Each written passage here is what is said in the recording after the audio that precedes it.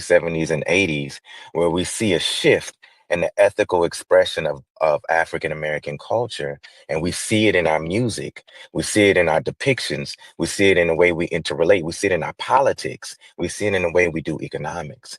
So something happened in that decade in the 70s that we need to uncover and really look at. And one way that I've been looking at this, because I do a little bit of filming, is that I've seen how many Black brothers started their own film production companies and started producing their own narratives, the depictions, oftentimes taking white movies and putting a black face on it with black actors and creating their own kind of film. And we call them today Black exploitation films.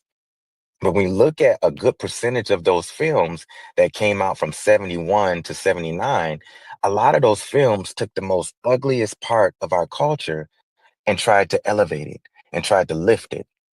And behind those black film companies were larger white film companies that was Mm. funding and supporting it. And so you have both happening at the same time, where you having a specific agenda of white, larger film associations who have strong political ties and strong relationships with special interest groups that says, how do we get these niggas to stop looking at Bunchy Carter and Bobby Houghton, Huey Newton and Bobby Seale? How do we get them to stop listening to Eldridge Cleaver and focus on something else? And so I argue, this is my contend, I contend that there was a serious way of how they use film to create a different trope and a different stereotype and imagery of black masculinity that contradicted what they were seeing on the block with the brothers who was organizing and speaking on the corners.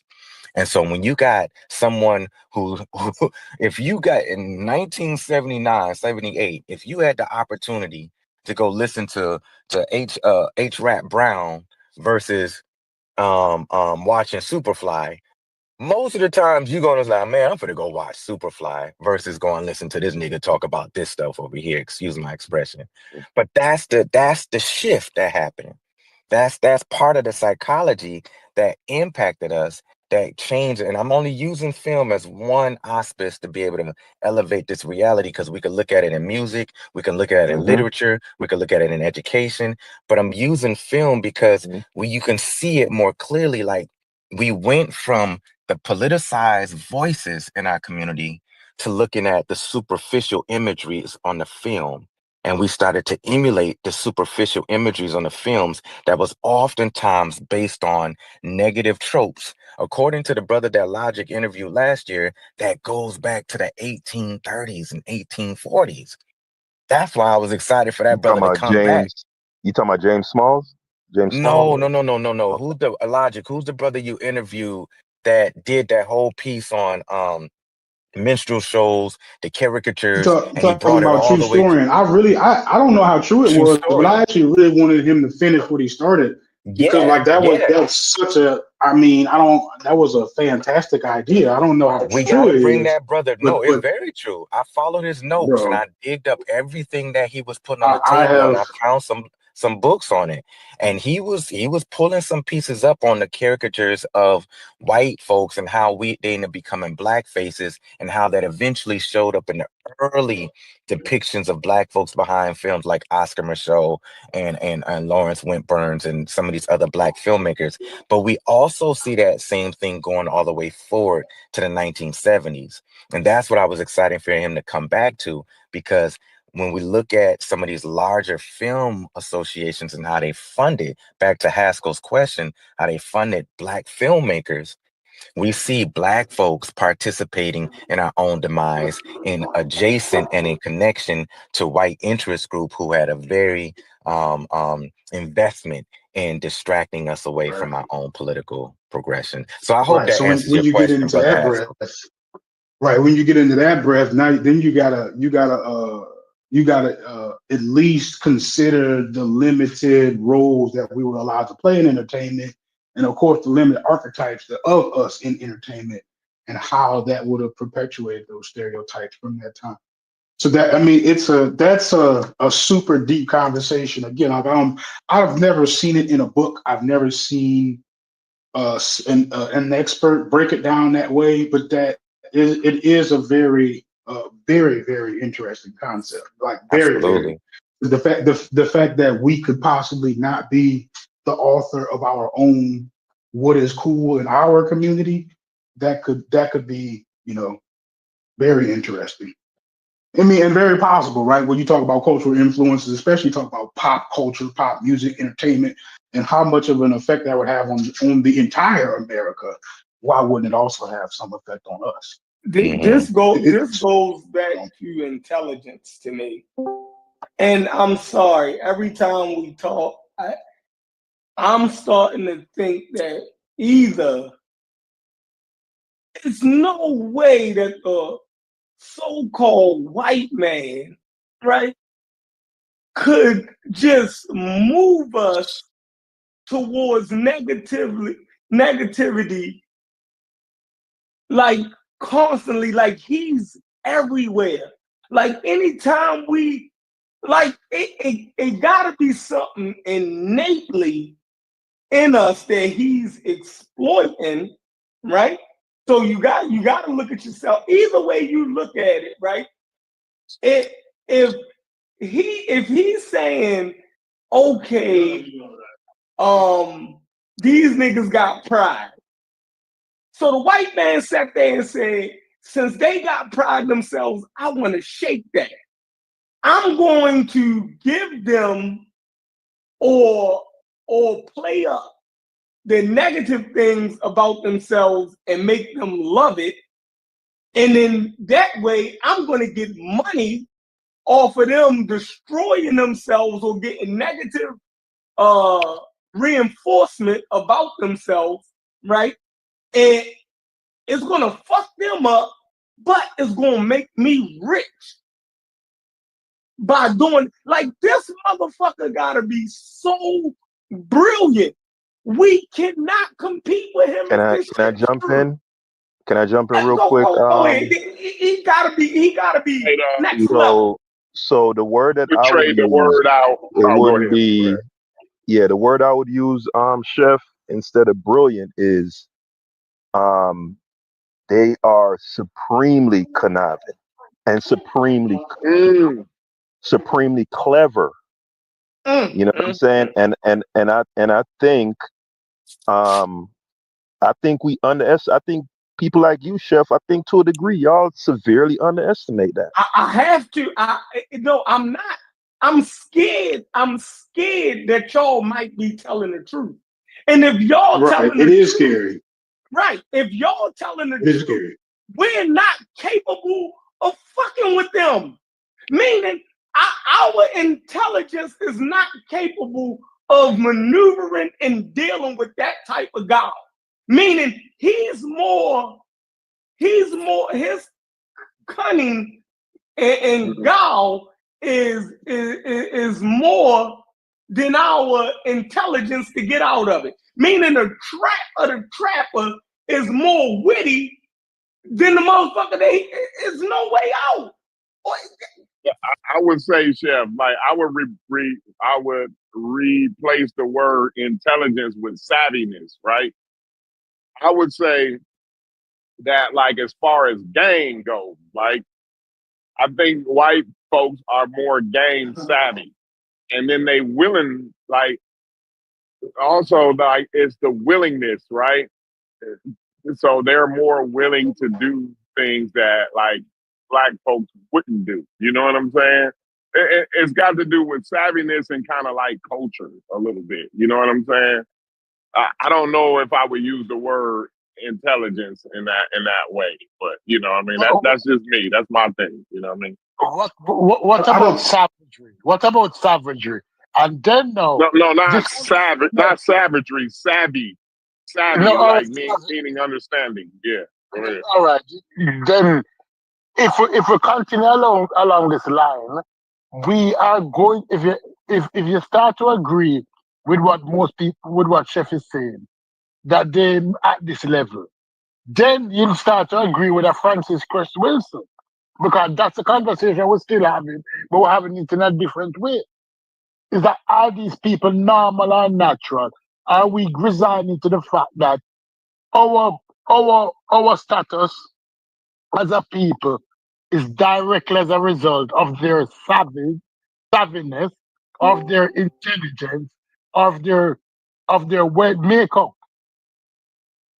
And if so, because there's no doubt about it, no white man can ever win the 100-meter race again, ever.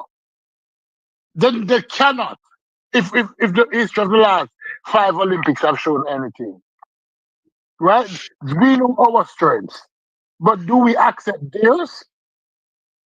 Mm. Is there strength in them that can have? Are we willing to accept that we are better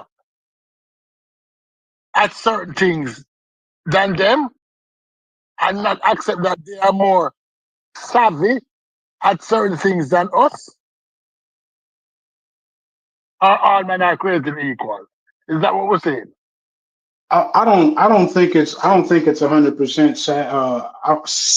savviness. I'm saying like I would say Africans did it too, and maybe other groups of people came in and built off of that. But I like when Africans would enslave other African tribes and remove their culture from them. I don't think they had some systematic, oh, if we take away their religion, then we can now force them to behave like this. I don't know if it systematically happened that way, but that might have just been like the way of doing things. And just turns out like, oh, over years and years and years, they got better at it, unfortunately. So I I don't don't think think y'all that some considering. of I that don't was think y'all consider the fact that no matter how long ago it was, right? Humans still had the same brain capacity as we got today, right? So yeah, when they did, but I don't y'all think think that they about knew the way nothing, we they know had the now. capacity. They had the capacity to think in the way we think. They just didn't have the technology, but the brain capacity, the thought capacity, the thought processes, that's all been there. That's all been there from day one, bro. So like all of the game that's been ran has been ran since time immemorial. People been Right, running right. game on one That's another. more like what I'm getting at. But that Yeah, people been people might be running better game at on it, one another. but it wasn't And like, then oh, the others white. are more savvy at the game at run. Others are more savvy at running game than others. That's all I'm saying. So like because I be listening to the way like these conversations go. It's like the further back in time we go, like the more ignorant we think the people are. But they've had the same kind of brain capacity that we got today. But go ahead, y'all. Yeah, I mean, maybe they could tell from trial and error that the further we can remove a group of people from their culture, the more docile they become. I mean, whatever they might have observed in their time of being conquerors or whatnot. That would just be 200,000 years, 200,000 years with a right. brain like That's a yours, long time to perfect that stuff for sure. right? With a brain like yours, Logic, 200,000 years is a long motherfucking time. You can figure out a lot of shit, bro. Believe me. But go ahead. If I you actually, can breed, if you can breed, if you I agree with can breed domestication, right? If you can breed domestication into other animals, then you can alter human populations. Like that Right. is just that is just so that's a conversation So the that Nubians were able to do it a long time ago, right? what you mean? So since the Nubians domesticated a dog a long time ago, like you could say that they had an idea of how to break a person down in a similar way. That would you could kind Yeah, of. Are yeah, you saying yeah, you kind of say that? I'm saying that I always pondered, right, whether slavery and the forced breeding had other components to it just other than just producing more workers. I think you know I I kind of trifle with the thought that maybe the same way that we will breed dogs, right? Maybe that's the same way that human beings can be breeded for certain traits, It's right? And docility. They were yeah, No, but, breeding for the docility. But go ahead. no, I'm not saying that, but I'm wondering if that if that's what we could be looking at, because it's no way, right? Even we're going to have to accept a few things here. We got to put them on the table, like, you feel me? We got to put things on the table. We got to put on the table whether they're more intelligent than us. It got to be on the table, bro. You feel me? Um, but, but, Sheffrin, I would inverse it instead of docileness, because if we look at it, the ruling classes throughout millennium come from a set group.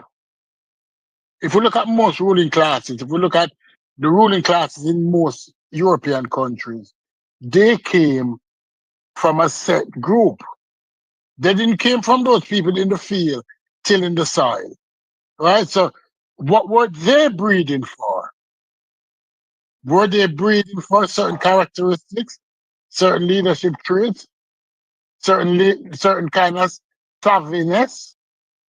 Don't worry about the lower classes. Look at the upper classes, because that's a more group that we can a more observable, measurable group.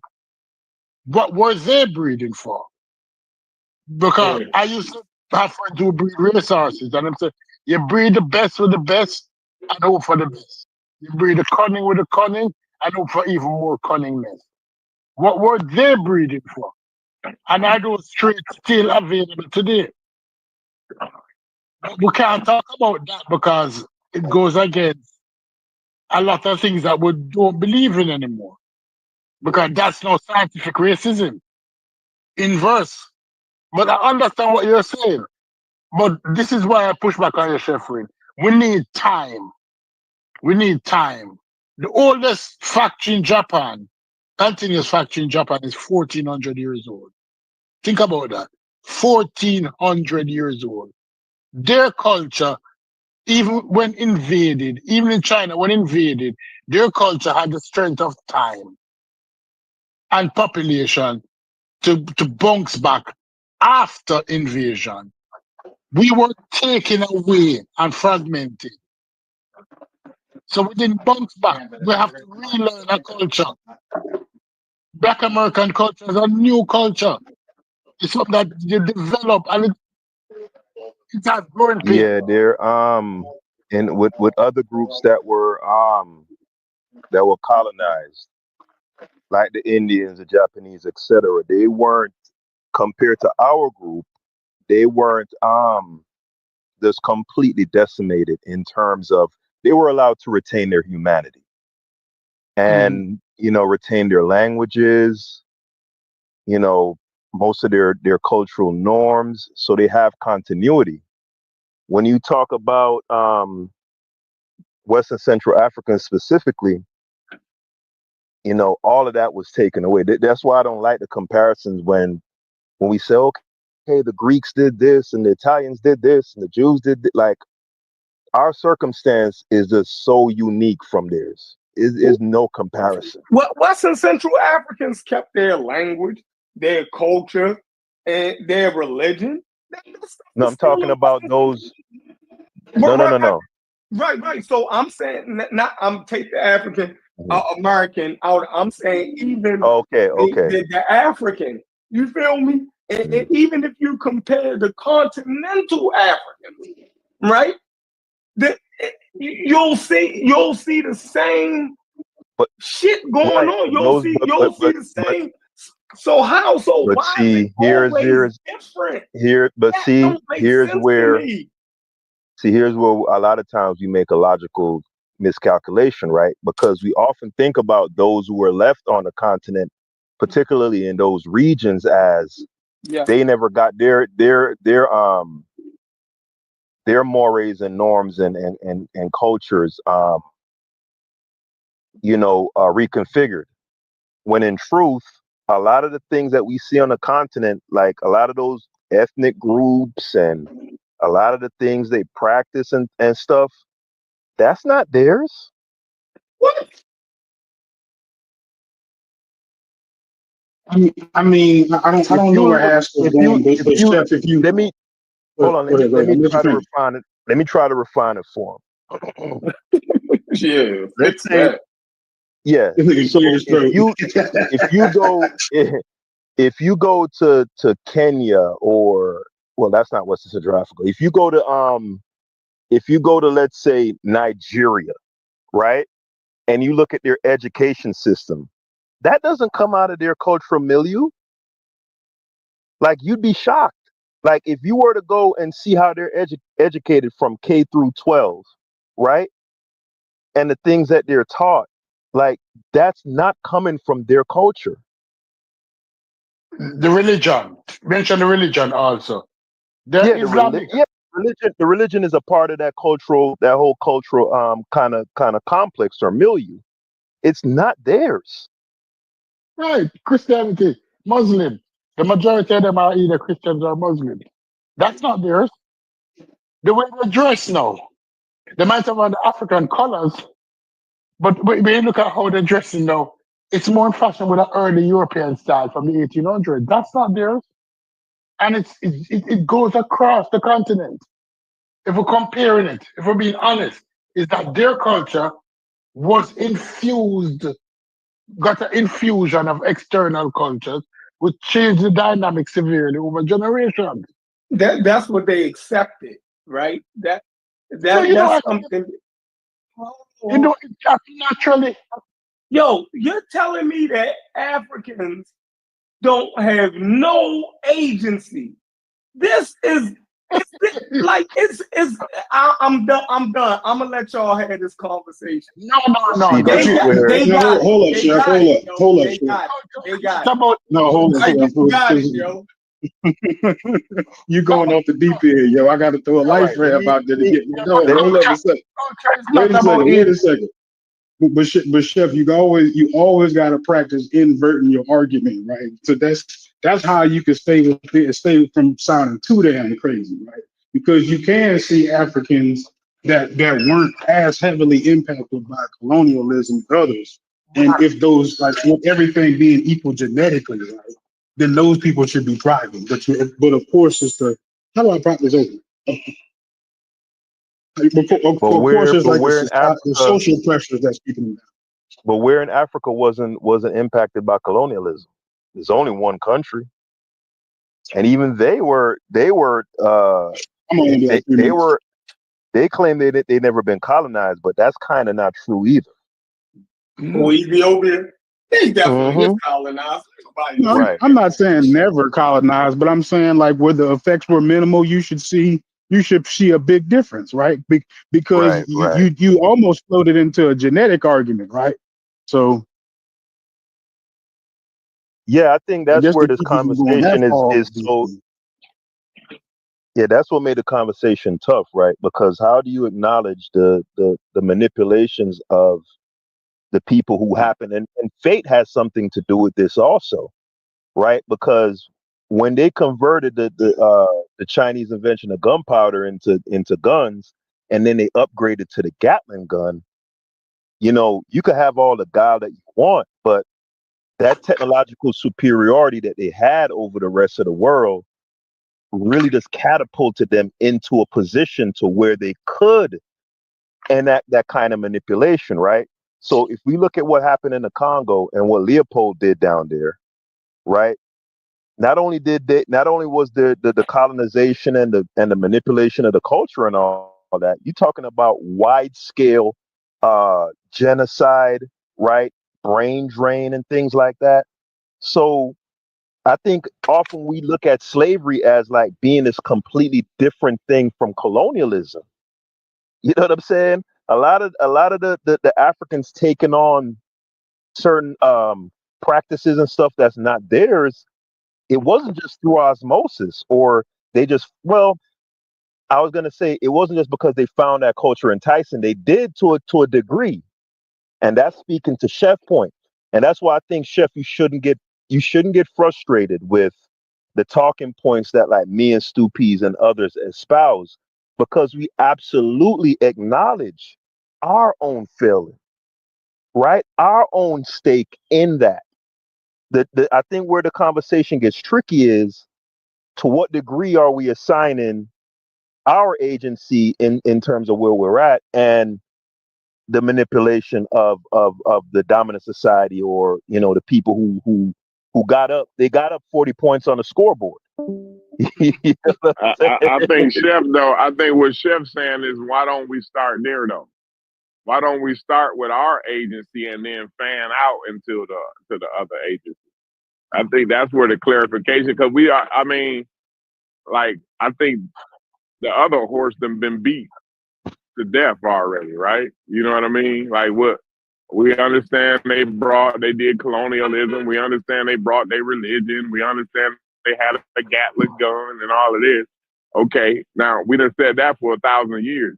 Now let's talk about the accountability in the agent. You see what I'm saying? I think we should start there and then fan out. You know what I'm saying? But I think people get kind of uncomfortable with that, and that's where we start to kind of be dishonest with ourselves. We don't want to be honest about what's being said or what's being implicated. You know what I mean? When we do talk about certain things, we do talk about. I don't think we actually honest about what's being implicated there, or we ain't No, comfortable with it. You know what I'm saying? But Corey, if we're honest, we're winning then. If we are honest, all right, let's look at it as a swimming race. This person already built a pool, already manufactured chlorine, already got the water for the pool, the electricity for the pump, and we're still in the river swimming. And we can come out of the river and enter a race. Even when we come dead last, the mere fact that we're still in the race has shown that we have been successful. We might not be winning, but the mere fact that we're competing with all the obstacles that we face is a triumph. Now give us time. Let us build our own pool. Let us get our own tennis rackets and see how we compete in tennis. I use the sports as an analogy. We're winning. In face of all the obstacles, we can still compete, mean that we're winning. Absolutely. I think that's a good point. I think that is a good point in the face of all the obstacles, especially African Americans.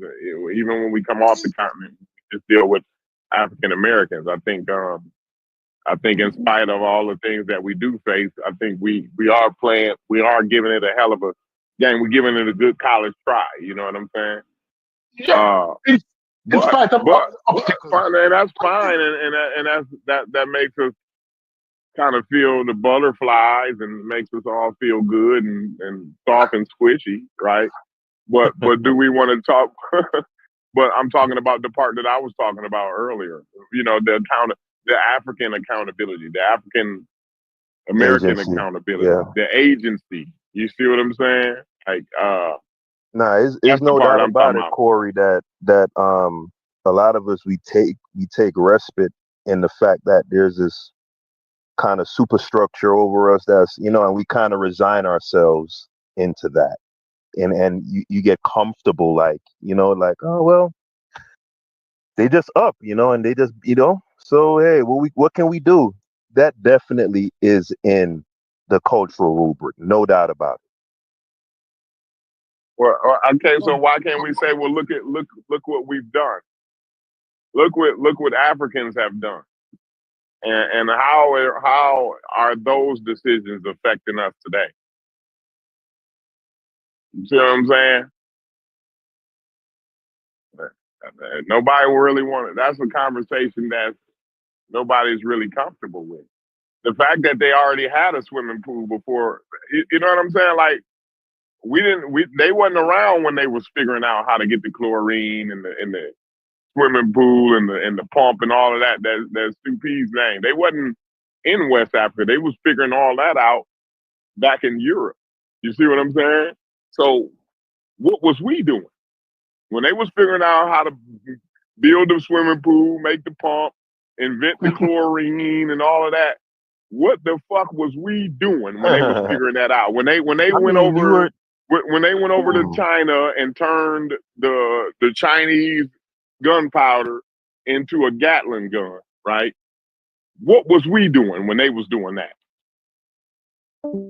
See, Yeah, you were doing. this goes to the point where I was talking about the worldliness. You see what I'm saying? To me, this goes right into the conversation of being worldly, having access to different ideas. You know what I'm saying? I think that's the real conversation. I think that's where those Europeans and those people in that area, right? I think that's where they gain their advantage at. I think they gain their advantage through the worldliness. So none of it was one person's idea or one group's idea. This is a bunch of groups of ideas over thousands of years coming together to eventually get a Gatling gun. You see what I mean? Right. And when you're not as worldly, there's not as many ideas. You see what I'm saying? You don't face as much adversity. You need adversity. First of all, to invent a Gatling gun, you got to need a reason to invent a Gatling gun, right? To get the chlorine, to invent the chlorine for the swimming pool, right? You got to have a swimming pool first. You got to have an idea of a swimming pool before you invent the chlorine for the swimming pool. You know what I mean? So I think the conversation, like most of the time, we get the cart ahead of the horse on a lot of these conversations, which keeps bringing us back to the same circle. We keep going in the same circle when we're not. I heard old girl say, one of my favorite black ladies now. She's one of my new favorite black ladies. She say we're pruning the leaves instead of cutting at the root. You know what I mean? Pruning the leaves ain't gonna get us nowhere. If we need the tree gone, we need the goddamn. If the tree growing wild, we need to cut the motherfucker down. That way we won't have to worry about it no more. We need to get to the root cause, rather pruning around the leaves. You know what I'm saying? But Yeah, no, you're right. That's all You're I got right. for that. Keep talking about external forces. The white man is the external force, right?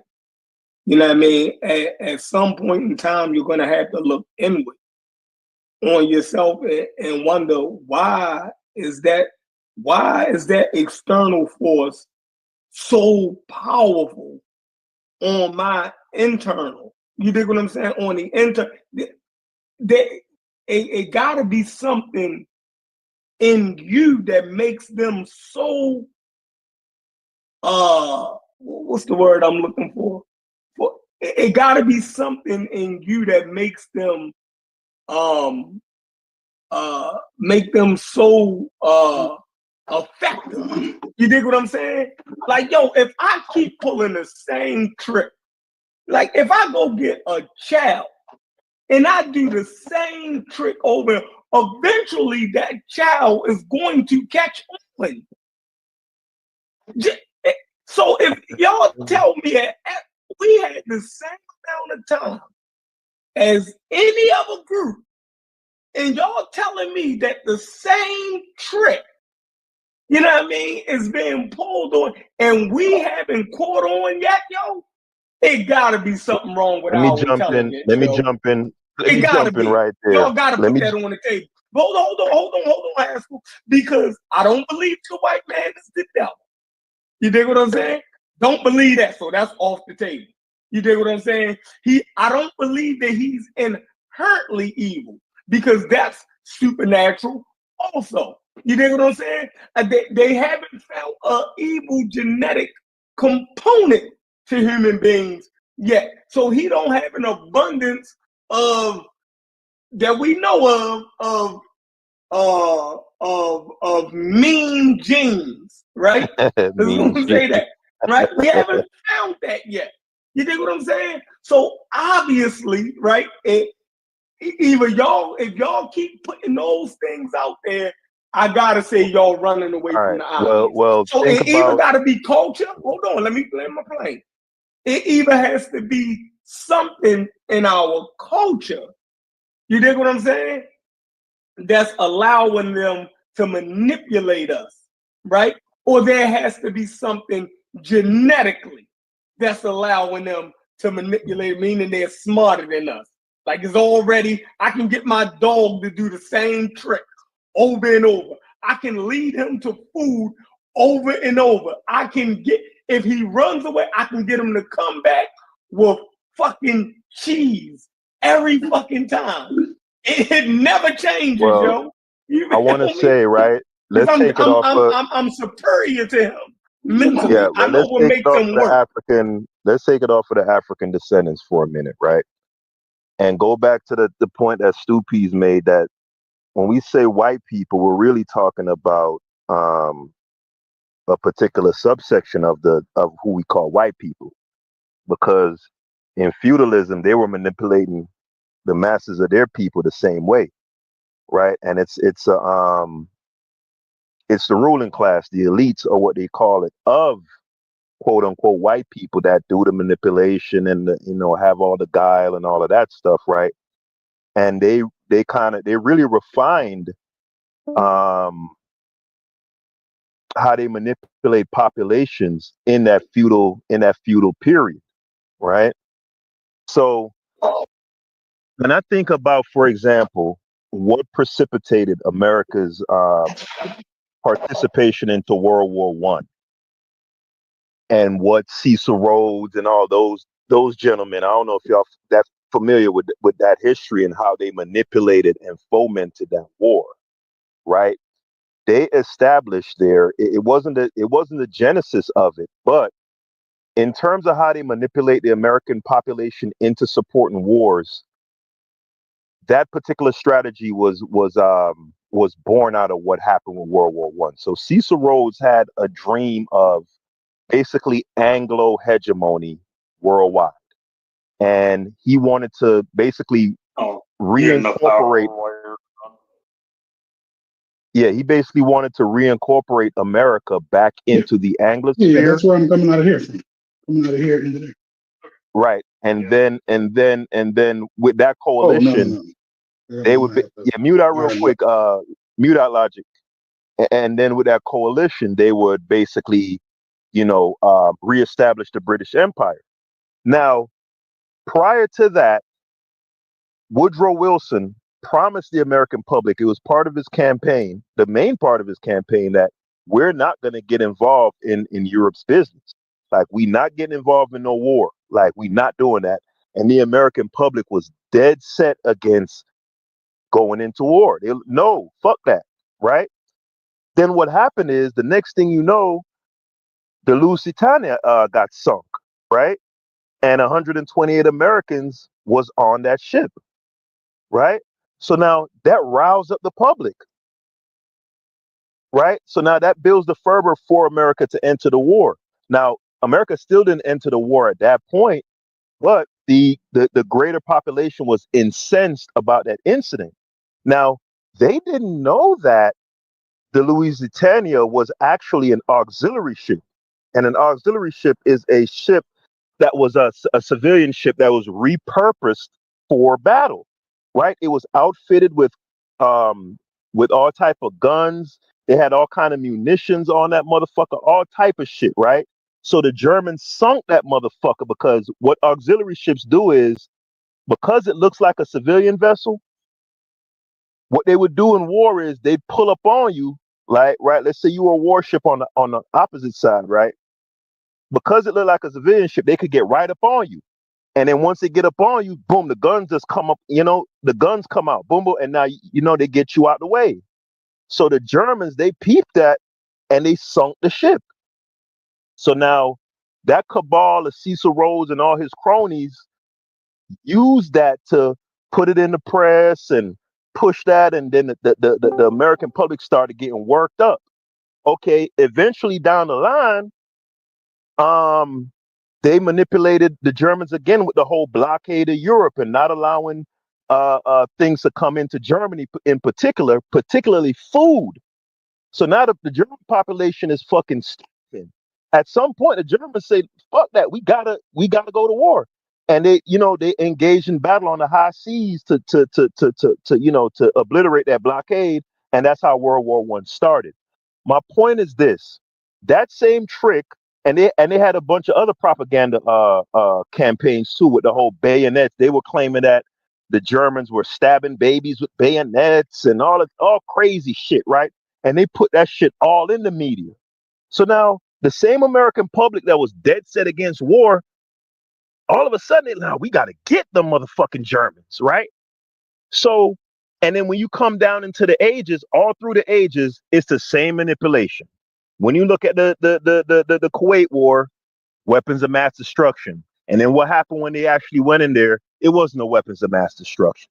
So my point is, a certain entity of Europeans, they got on top and they've refined cunningness, and we're not the only ones susceptible to it at all.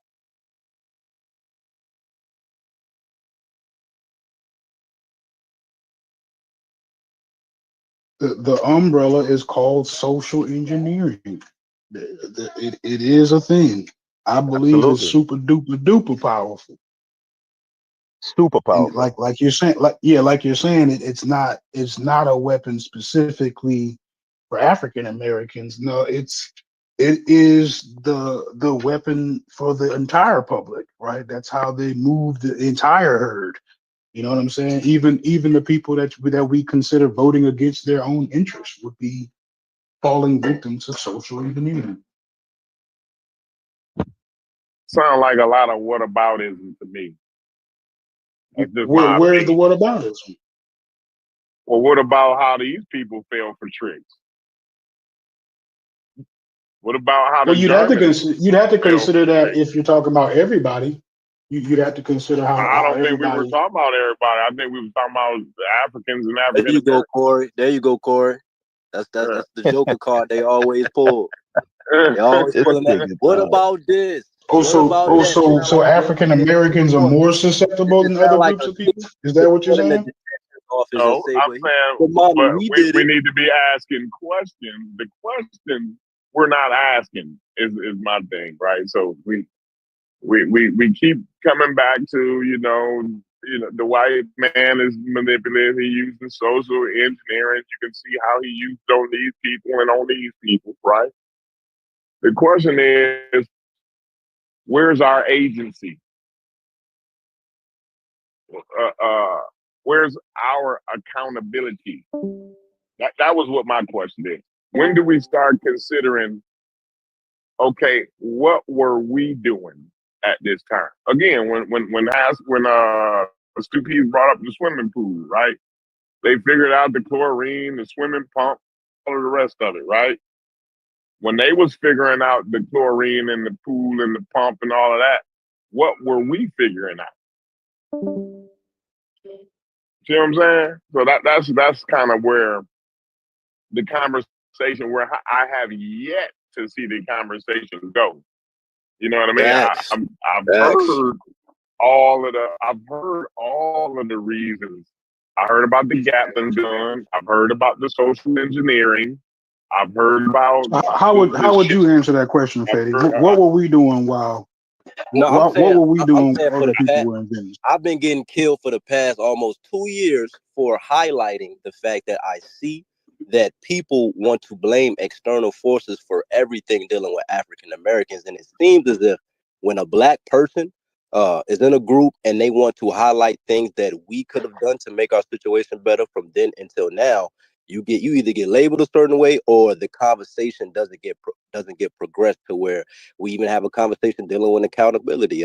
When I talk about culture and toxic aspects of music, people's rebuttal is, well, the mainstream media and the white man is the one that made it popular, and so it's like every rebuttal or every talking point that deals with accountability, the main deflection is either one, well, what about the other group, and da da da, or two, it's just the main deflection. So that's all I'm saying. Like, I'm glad that the conversation is progressing to a point where we can, get past the whole blaming external forces for everything. You know what I mean?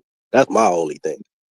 Here's my question, Because a right? lot of these conversations aren't rooted in what And Corey is not that saying. the external force, not that the external is not a force or not an Right, issue.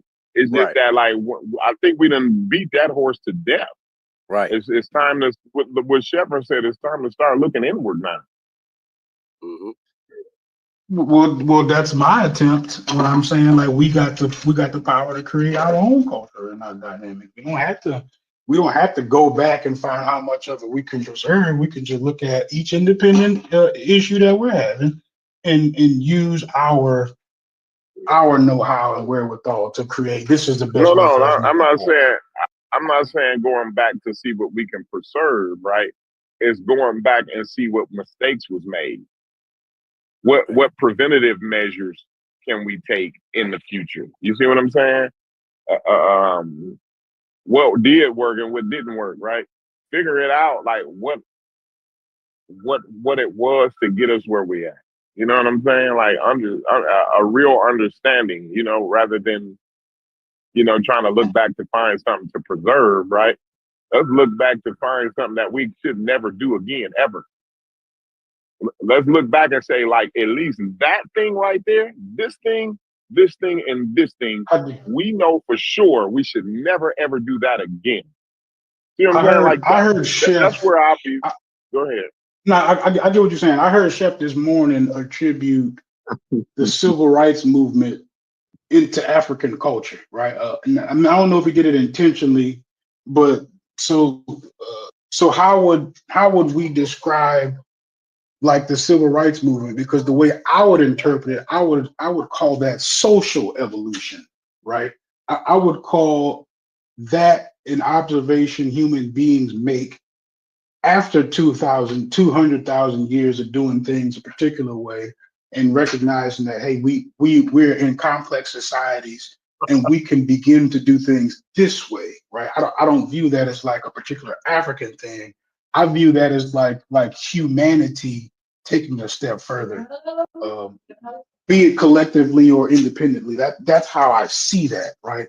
So how do y'all see that? And the reason I think it's important is because when we're talking about like self-evaluating and looking at ourselves versus them, that's the difference, right? So more people would say it'd be like a cultural thing, maybe something in our culture that allows us to do it and not them. I'm saying it's like social evolution, and it's a part of a larger scheme. How do y'all look at it? Was that complicated? That was a little complicated for a construction worker, but I agree with what you're saying. I think there is a social component And you to it, lied on me. obviously. And you lied on me. So I'm starting to Uh-oh. believe, like you said, yo just said that this morning I said that the civil rights movement was African culture. Like I don't remember what we was talking about an hour ago. Like you're a I could mess. remember it wrong, bro. I will take it. I'm going back on me. Yo, you crazy. No, don't go on mute. Clean that up, because that's what I No, heard, bro. And no, if I'm wrong, I'm just wrong. I I never said swear no to shit. God, Like I heard all I'm that gonna say, on every. look, all I'm gonna say is I ain't say no shit like that. Y'all can take it for All what right, y'all want, but all I'm right, not cool. going down that road. I ain't gonna. Next, I ain't trying to I'm put gonna be that on paying you. for a Like, I ain't. gorilla. I'm gonna be paying for a gorilla. Nah, I wasn't trying to say it to be funny, bro. I swear to God, I'm looking at it. So like the point for me is like if I try to Africanize it, I think I start to miss, right. I start to miss the components where we were talking about how they didn't politicized a lot of these things. So I'm trying to like not allow it to go into a space where now I'm removing the external factors, right? So like we almost got into a place where we was like, well, the external factors ain't really doing nothing, or like, you know what I'm saying? Because you kind of came in hot, was talking about how we were discounting African culture in some kind of way. Martin Luther King came up, so I might have took that out of context.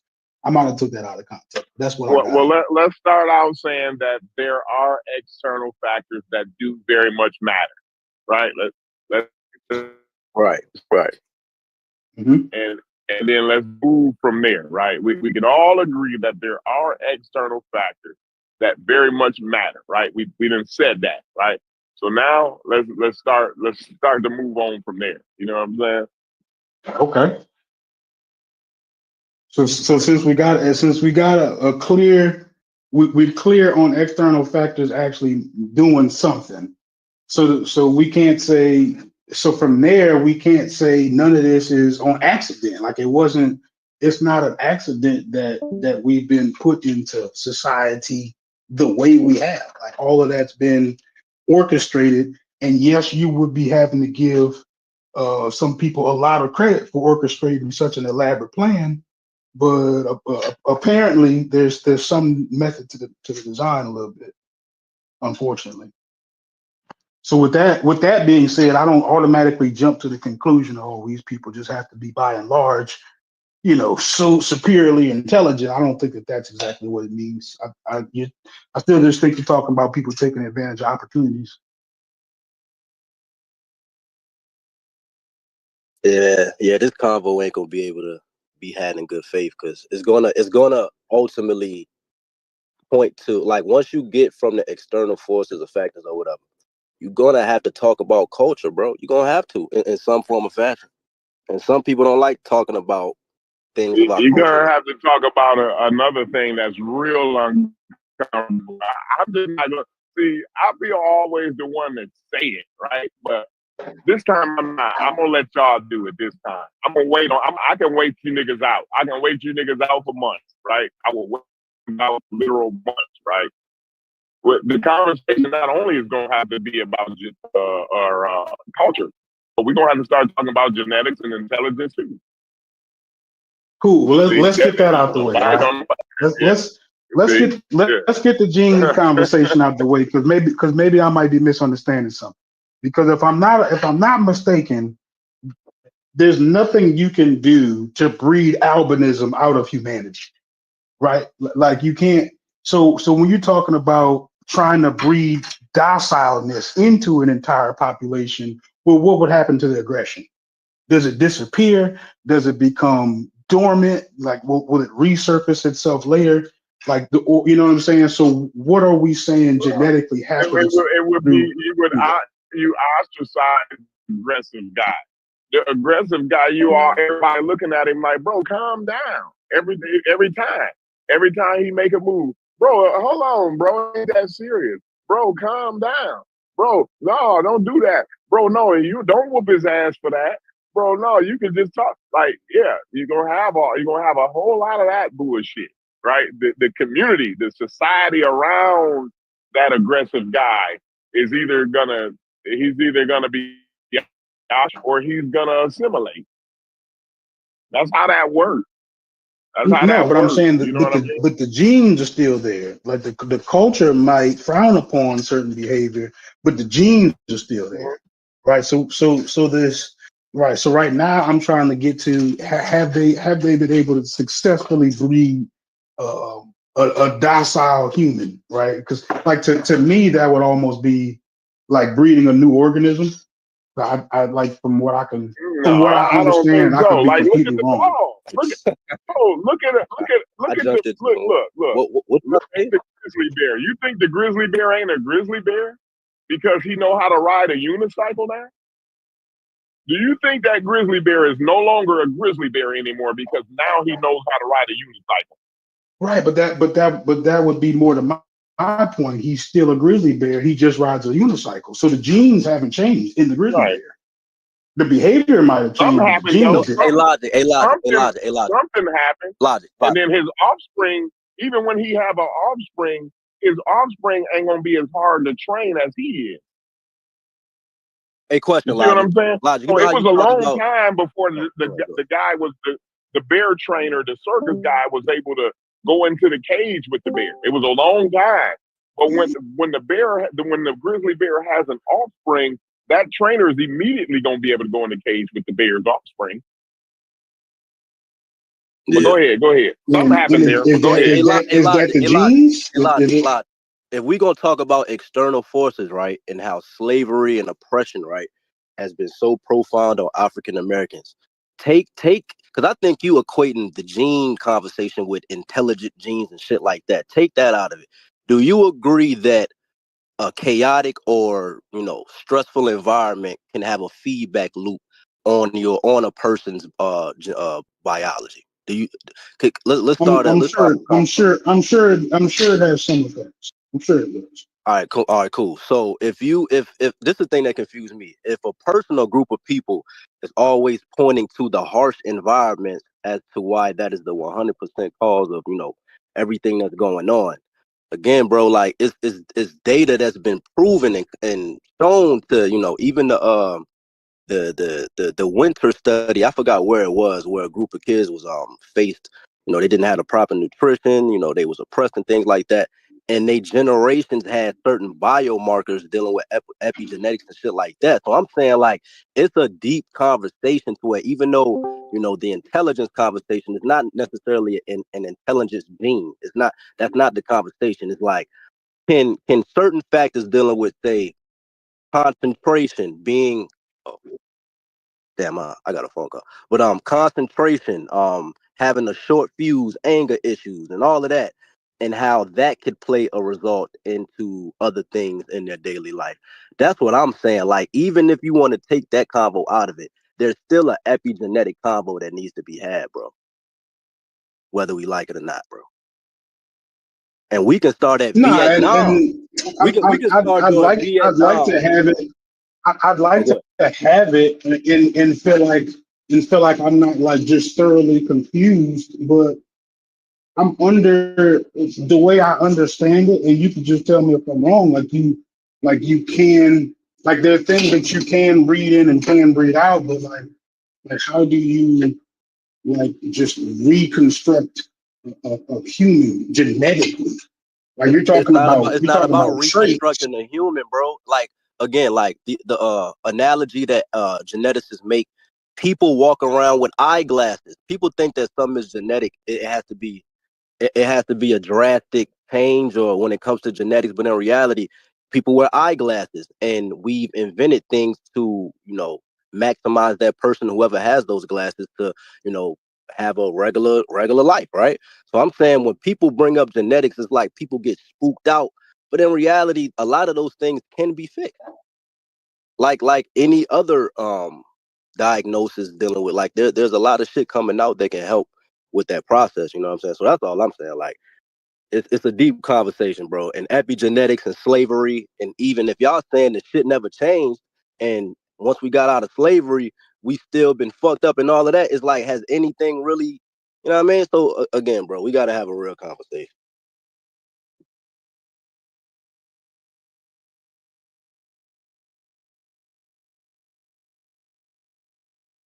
We're trying to have a real conversation around the genetic disposition of one particular group over another, and so now we're trying to throw away we're moving the example about intelligence to make a different example about docileness, right? When we haven't necessarily shown how you would put the intelligence in there, right? So now we're moving without even understanding how would you breed out this out of a human, right?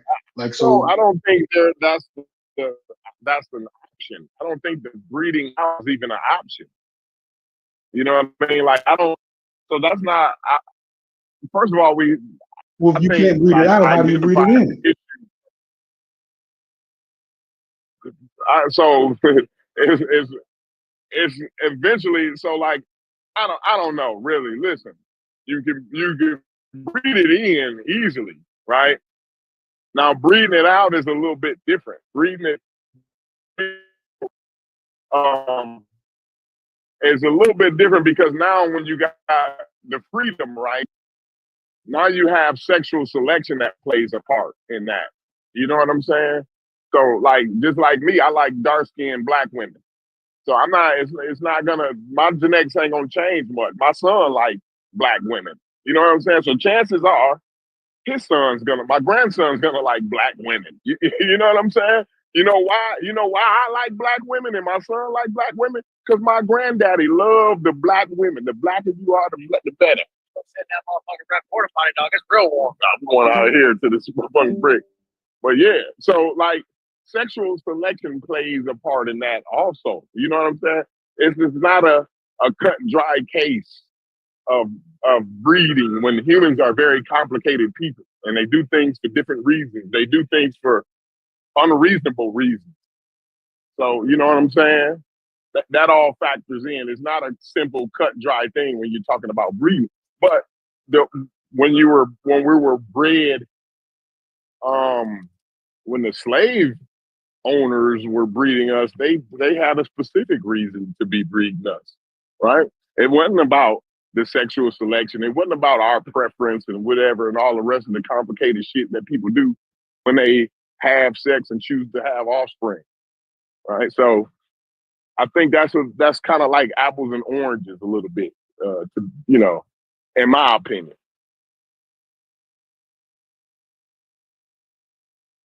I don't disagree with you. That's why I feel like it's difficult to make the argument genetically, and culture makes more sense to me. But again, we were trying to get away from external factors, and we got back to them, right? So like we got off of genetics real quickly because I mean, how do we begin to understand that? I don't have Why a is culture an foundation. external factor? Why do you consider culture an Bro, external factor? bro, culture has a biology to it too, bro. Culture in your environment, that's a feedback. Culture has external influences involved with it, and it also changes over time based on your environment. So you wouldn't consider culture 100%. Just if I just left you on this island, you're gonna come up with the same culture every time. Now, if I put you on a different island, you got different circumstances, you'll come up with a new culture. How long would that take? Yeah, I don't know. But no, I'm saying like it's been proven that And different even if cultures. you go to a different Hold on. island, you would see remnants of that culture from the first island. Yes, you would. I'm not saying that you wouldn't. Mm-hmm. Yeah, I'm So saying yeah, with like even when we talk about culture, like it, that has a different people from different cultures. Again, look at different. Remember we was talking about questions. Neuroscientists said like different cultures of people use their brains differently for the same visual perceptional task. So even when you talk about culture, that is shit dealing with evolution, bro.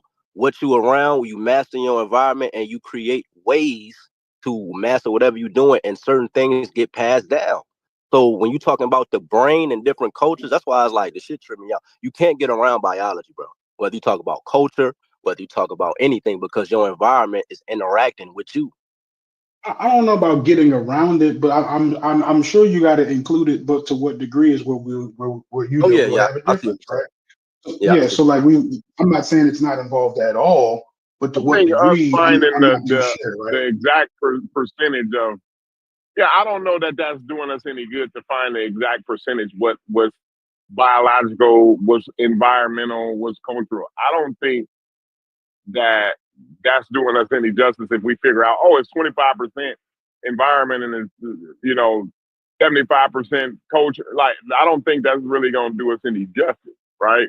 I I think what's going to do us justice is to figure out shit like the question I asked, right? you're What were we when they were figuring out how to make the fucking swimming pool pump? What the fuck was we figuring out? You see what I'm saying? When they, I think I'm just gonna say it. I'm just gonna say it, right? Because I don't think I'm gonna tease it out. I'm not gonna tease it out of y'all. I've been trying to tease it out of y'all, right? I'm not gonna tease it out, right? Game, right? You ever, because this is what Sheffrin is asking, right? This is. I think I'm gonna answer Sheffrin's question, my question, and a lot of questions with this one, right? Eric, we all got like a lot of us live in a city area, like a more city type area, right? And you go like sometimes I got a lot of my family. My grandfather was from Sardis, Mississippi, right?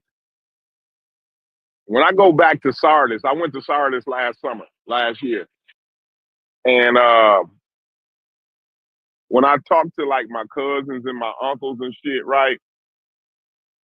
Like my level, I have to kind of dumb my conversation down a little bit, right? And it's not to insult them or anything. I know a lot of people might wince at that, right? But I guess the truth always makes everybody wince, I guess, right? But you'd have to dumb your conversation down, and I thought about it, and the reason is because the reason why I have to dumb my conversation down a bit is because I'm a lot more well socialized than them. I'm a lot more well traveled than them, right? So when it come, if it came down to the point where I needed to run some game on them, or I decided I wanted to trick them or run game on them, it would be a lot easier for me to run game on them than somebody in my hometown. Why? Because in the town that they from, I think it's like 4,000 or 5,000 people in the town that they from. Right? And the town that I'm from is 200,000 people. You see what I'm saying? And I think what's happening is we've been outgained, right? You ever? Some of y'all might have a cousin that come up from Detroit. You know, like some of y'all might live out in Florida or something, right? And you see your cousin that comes out to Florida. He from Detroit, like the shit he say, the way he do. You know what I'm saying? The way he walk. All of that's game. All of that shit. It's game because and even like the women see it, right? The women start to be attracted to him because of his savviness and his game. His vocabulary is broad. He used these words that are not commonly used in a small town that you from and shit like that. You know what I'm saying? That I think that is what happened. At least on a global scale, at least to West and Central Africans. Like I said, it goes back to the conversation where I talked about being world, right? You know how much game is being ran in that Mediterranean? You know, y'all got to think about it, bro. In ancient times, the Mediterranean was the center of the world. Again, in ancient times, the Mediterranean was the center of the world, bro, right? So how much game is being traded and exchanged and found out and refined and came back better, and this one figured it out, and this one know how to do it a little bit better, and this one then caught on to it, and now they don't do that no more because everybody know that game. And that wasn't all of that game being exchanged was not being exchanged in West and Central Africa. Now, that doesn't go for me to say there was no game being ran or exchanged in West and Central Africa, but it's like it's like Sardis. It's like Sardis, Mississippi. It's the population is only 2,000 motherfuckers, right? Or even if the population is way higher than the population in the Mediterranean, it's only a certain amount of exchange that can go on because everybody's in the same region. Nobody's moving around that much. You know what I mean? In the Mediterranean, you got motherfuckers bringing Chinese goods. You see what I'm saying? And all the way from India, you got Indian spices coming up to the Mediterranean. You know what I'm saying? And all kinds of ideas and interactions and shit like that. So what I'm saying is, I think that's what happened. I think that's the issue. That's why we're in the place where we're in the place because we wasn't game savvy. And even now we still ain't game savvy. Look at Xi. Look at Xi, Putin, and Kim Jong-un. You know what I'm saying? What is they doing when they have these meetings, when they come together, when they go visit each other? It's game being exchanged, information, the exchange of information. You see what I'm saying? That's what makes you savvy. That's what makes you have a leg up. The intel. You see what I'm saying? The game, the the savviness. But I'm gonna stop there, y'all.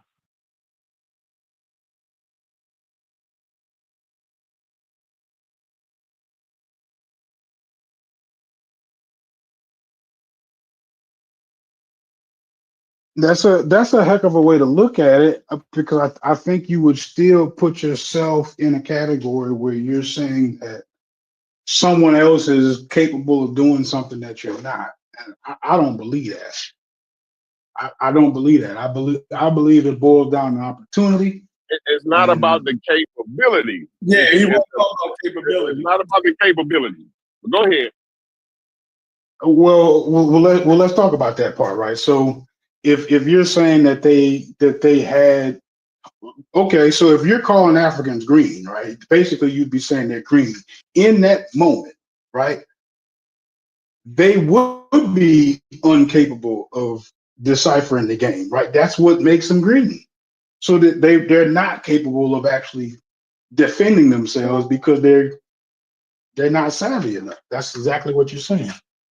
Am I Yeah, missing no, they're something, not or savvy. They're describing it capable wrong? of being savvy. They just are not savvy. They're capable of being savvy. I'm an So, African. so what's I stopping can them from I being can savvy then? I can game the game. I can get the game, right? I Logic, just you have to be terrible. around the game to get it. What would be stopping them from being savvy?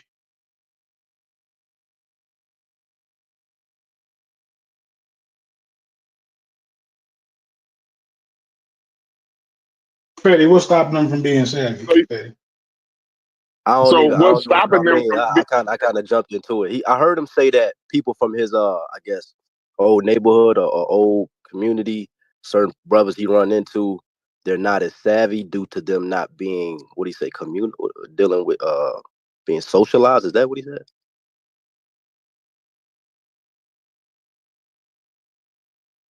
Is that what you said, Corey? so I don't so want to. kind of nutshell, right? But what I'm saying is, like, they are capable of being savvy. They have the capability. They do not have the opportunity. You see what I'm saying? The circumstances in which they find themselves in lack opportunities to be as worldly um, as uh, I'm as worldly as those Mediterranean, and as easy as it was. Like, I'm not saying they couldn't have been worldly, right? I think it was just a little easier for those people, those groups in the Mediterranean, to be more game savvy because it's coming from wider range of cultures and people, right? Uh, it's not you though you have a lot of diversity, genetic diversity in West and Central Africa. The culturally is not very diverse. You see what I'm saying? Like you in West and Central Africa, you like most people gonna have kind of similar cultures. You know what I Mm, mean? Like you yeah. ain't got nobody clear from India bringing spices. You don't have the Right, Chinese people coming clear from China all the way over there bringing different information and game and different Right. plants and different And I like the medicines and perspective all you're this. bringing. You're yeah, bringing the cultural but we're going evolution. all the You're way bringing the around the cultural world and talking evolution part. about game, and they had Yeah. gunpowder. No, the game is what Certain the groups was dealing so with the navigation, game. taxes, all that Yeah, shit. Man, I'm gonna just yeah, be that's real, bro. all the game is to turn the gunpowder, the Chinese gunpowder, into a Gatling gun. That's the game. That's the Niggas culture. had That's the shit like the savviness. Silk That's the Road. worldliness. Confucius was, That's the man. world. Yeah, you can't make a Gatling gun without Chinese gunpowder, right? So you need that. You need some worldliness. You need to be well traveled in order to make gunpowder, to make a Gatling gun. You understand what I'm saying there? No, I Logic. mean, I get what you're saying. I don't necessarily call it game. I'm still calling Oh, that it's game. opportunity It is game. because No, I the honestly game, I the feel like opportunity, I opportunity feel like allows Africans.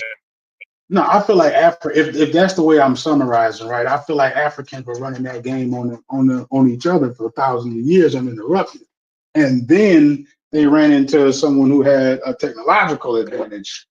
That's what I'm more so attributing to, right? Because I feel like in the way I'm describing it, I'm saying that anybody who had that technological advantage would have done the same thing, especially at that time. You know what I'm saying? So that's why I feel like to you gain a say, technological advantage without being worldly. uh, And geography and evolution plays a part into that, bro. Barriers and shit, biomes, where you from, like where your ancestral population from, who they interacted with, like all that shit well, I mean, matter, bro. I get what you mean. I get what you mean by that, but I don't think that applies to all cases, right? Like when people were coming out the Stone Age and other people had like metals, like that, they were just the technology. It was there, and that could have you could have attributed that to their relationship to other people, but it would boil down to the technology that they had. Because not that the people in Stone didn't have relationships to the other people, they might have had relationships to the wrong people.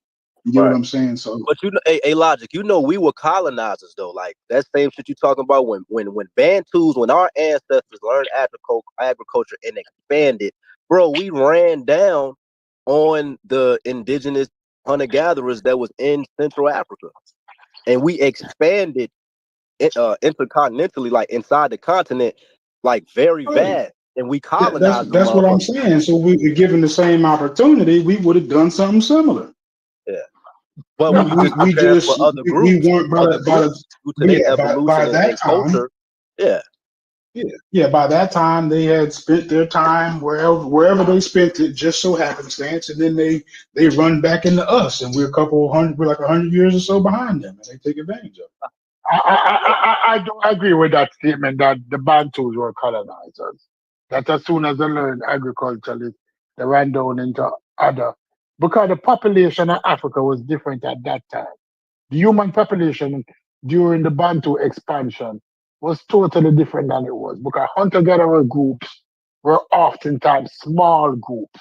They didn't, they didn't. They have a 3,000 year continuation of like they still in the Congo, they cannibalize, they still oppress pygmies to this day. And you got campaigns in Africa like justice for pygmies. Look it up. But I see what you're saying. It was different back then in Africa. Listen, Like it was listen. different, but in Central Africa, it was nothing but Central All African right, all foragers. right. You're talking about how was the pygmies viewed by the African? Because you make a statement a while ago, Yes, and the the Bantu expansion no, due to us that, having a better technology and using those yeah, people but it for wasn't our colonization. gain. And It wasn't colonization. You're using okay, European definition. I've heard Africans. Again, you can't tell. I mean, you can disagree, but disagree with those Africans as well who say the same thing that they of course colonizing. You can make different comparisons to say that the form of colonization that other groups did later in times. Of course, I'm not making that blanket of a statement. But when you're talking about taking over a group and making those people do what you want to do, and you're kind of altering their way of life as a result of you feeling like you're more superior than them. Yes, bro, that's how we felt, bro. Our ancestors. That's how I answer. That means if we use that, then if you use that terminology for colonization, you're going to use the same terminology for Homo sapiens. That Homo sapiens were colonizers when they expanded out of Africa and went into those lands that were controlled by other human beings. Are you saying that also? Hello? Are you saying that Europeans were colonizers also? That the Homo sapiens were colonizers? Because since we're throwing around the word colonizers and colonization, it's totally different than what happened. I'm not having the same argument that we had with Jim Crow for colonization. I wouldn't use that word when it comes to African.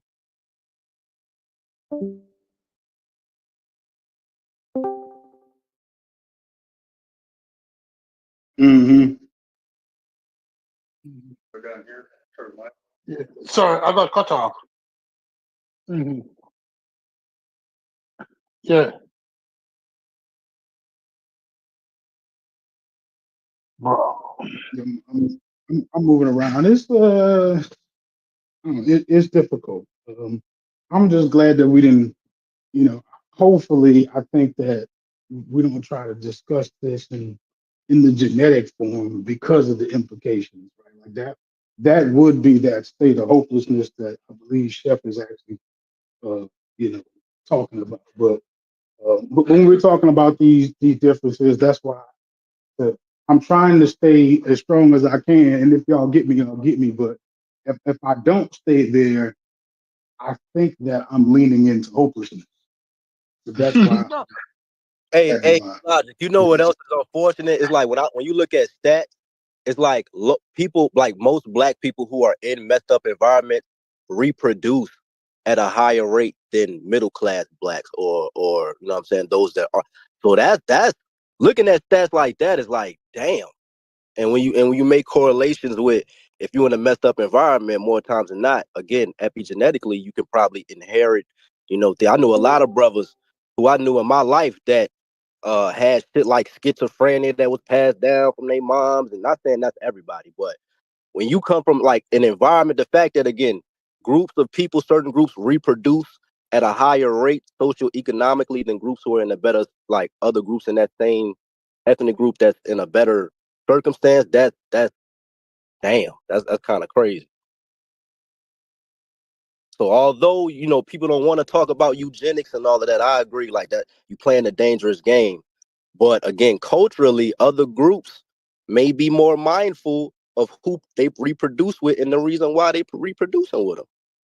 So it's a lot of things that again we can do on our own that culture can bear that may not change everything, but if we just had a higher bar for ourselves when it comes to certain things, why are certain women 16 having 4 kids and they ain't got no bread. They kind of putting their whole bloodline, they future wise, in a fucked up situation where they ain't gonna be able to climb out that hole. Why you got 10, 11 kids if you in Section 8 housing and you not even trying to find a way to get up out that situation? You kind of putting your kids in a fucked up situation. So it's a lot of ways you can have this conversation. it is, and I'm attempting my best, right? And I'm not the arbiter of truth, but I'm trying to stay within my truth. That's why I'm attempting to head y'all off when I do. But so like the epigenetic conversation that you just had, even that would be right. Like, even that would be social evolution, right? Because our natural selection evolution don't tell us to just naturally how would you say, like uphold certain traits over others, right? Like whatever, basically society tells us that. That's not our genes for the most part. but honestly, I don't want to be Mr. Pushback today. I want to agree, but I will agree with you that people that the lower socio-economic class in any society sometimes appear to have more children than the class above them. But then you have another class which is above them, which have a lot of children. Example, if we look at the Kennedys, right? If we look at the Kennedys, they're known to have a lot of children. If we look at the Mormons, they're known to have a lot of children. Their culture promote reproduction, but their culture promote reproduction more within a family unit setting. No, it has to do with what your culture promote. Is it a disdain in our culture for women to have 5 different baby fathers? 10 years ago, it wasn't looked at like a disdain. So that is what culture can cause. It's not having a lot of children is sometimes the problem. It's having a lot of children outside of a formal structure. Maybe the Right. problem, Yeah, that's a good point. That's a good point. right? Because that is it. But when it comes to the culture, culture is important, yes, but culture is so fickle that when breached by external force, it sometimes crack, it sometimes break, and it sometimes change, and it sometimes absorb outside stimuli or outside intervention. And that is it. And especially young culture, right? Like in the culture now, the longest, like sagging. Sagging is one of the longest thing I've seen in our culture. Normally, our culture would have dismissed sagging after 1 or 2 years. But sagging has been a part of the hip hop culture for the last, what, 20 years? Since 2000, right? So Yeah. sometimes your culture will absorb certain things. And when it's not fitting to the culture, or when it's not promoted, or when it's not seen as ideal, the culture casts it off. Because there's many things that we used to do culturally 50 years ago that we don't do now. The other things supersede it. So when people talk about the importance of culture, it's very important, yes. But if it's not rooted, if it don't have a concrete foundation, sometimes it's cast aside. And if it's like a weed, sometimes it gain roots and become Hey, normalized. Stu Peace, can I ask a question? Yeah. So, and again, I'm not really the type to compare groups and cultures, right? But if you ask and say a group, me as an African American and others who are African Americans, I feel like our culture is like a subset. A majority of it is here in America. You know what I'm saying? So, as a result of that, when you compare groups, right? When I look at Asians, right? And the fact that these, because again, I've been studying and reading, watching a lot of documentaries dealing with Asians and how they value Confucianism, and even how like way back, like even I think 2,000 years ago, in certain dynasties, they conducted shit like imperial exams. How the fuck do you compete with a people that has that long of a cultural continuation that promotes things like education and things like that, tiger moms, and you know them being extra competitive in education with little kids, and how like they just a number, and until they stand out in a classroom, that's when they're a somebody. You feel what I'm saying? How do you compete? How? All right. The unfair thing about our culture, and I would call African American culture our culture, although I'm not African American, because my culture is highly influenced by it. But the other cultures, when they want to be European culture, is that they maintain because they have something to look back on. So when they begin to stray too far or to take on too much of other cultures, they have a comparison that put them back into a straight line. Meaning, so the Chinese in America, when he begins to stray from his original culture too far, he has a comparison. I mean, he can look back upon China, which is culture still exists, and kind of right the ship. With us in the new world, when we look back, we are told that why do you want to look back upon an African culture? These booty scratchers, these primitive people, these people with fly on the face, these people who don't have soap, who don't bathe. We have 1,000 negative connotations in our mind. So we never look back at that culture because it was always deemed less than the culture, the primary culture that we exist in. While other cultures, when they begin to stray, they have the primary culture to look back on. You understand what I'm saying? That they have Yeah, that, yeah, I get what you're saying. Yeah, I get what you're saying. Yeah. but we never have that. So therefore, we are children teaching children. You understand? The Bible tells us, say, in the latter days, children will be having children. If we want to use religion, we are now children teaching children. Children in the sense that we developed our own culture and we're teaching ourselves our culture. So we will grasp from other organizations and other people in order to strengthen this culture. But it's a new culture because we're not looking to Africa. And we don't want to look too much to the European, and we don't want to look too much to the Chinese because we want a sense of self. And that is the new culture that we form now.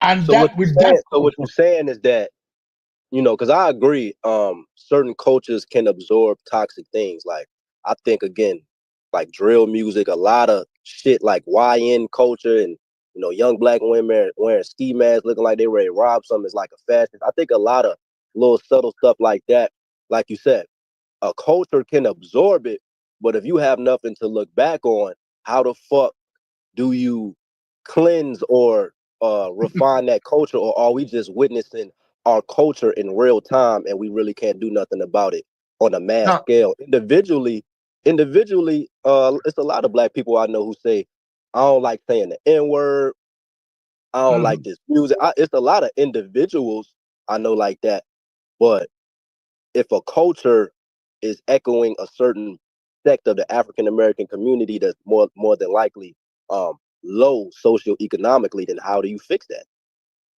No, because over time, mature individuals or certain individuals start to dominate the culture. And you're hoping that those individuals who dominate the cultures are those individuals which can be a guiding light. Think about it. Suits in Chicago, black men wearing suits. That was part of the NOI culture. And it was predominant in certain areas because that image was portrayed as one of success. So a black man wearing a suit in Chicago during the NOI AD have a sense of pride because he took the NOI pride with him when he put on a suit. He felt good. He felt like the leadership. When he now dressed the way he dressed hip hop style, he's dressing because he portrayed that individual as somebody who he wants to be. But culture has a sense to write itself over time, but it takes time before it sets an individual become who they want to be and the culture become what it wants to portray. It's always going to be internal cultural clashes. It happens in every culture. When they want to be the skinheads in Germany or the skinheads in England, they took on that as part of the culture. But over time, it was frowned upon, and those people was relegated to certain section of society. Over time in our culture, people like now will begin to relegate certain behavior instances and formalize the culture. It's just that it is young, it is children teaching children. But once you have enough adults to guide the children in the culture will formulate and set itself. But it takes time. People say, oh, but we have been here for 400 years. Not really. Not really as a whole, as a system, as a people. It was 200 of those years were separation, was plantation, was plantocracy. Well, Stu Peace, based off what you're saying, that will automatically make us collectivists then. Because if you saying that we need a person that gets through the weed, makes it out, and now he can be an inspiration for the African American, community at large, you're putting a certain responsibility on quote unquote the 10%, quote unquote, of black people who have power to really make change. So that means we would have to hold black people who hold certain high positions now accountable because they're fucking up their possible influence they can have on people who they can inspire to get shit done. So Hey, that hey, so but that would 100%. make us, Fetty, hey, Fetty, 100%. can you hear That me? yeah, Can you hear me, Fetty? yeah, I get you. I think we may be making a mistake here. We may be mistaking a fad for a culture. I think when y'all talk about like the ski mask and the drill music and all that, I think that's just a fad for right now, right? I don't think that's African American culture per se. You know what I'm saying?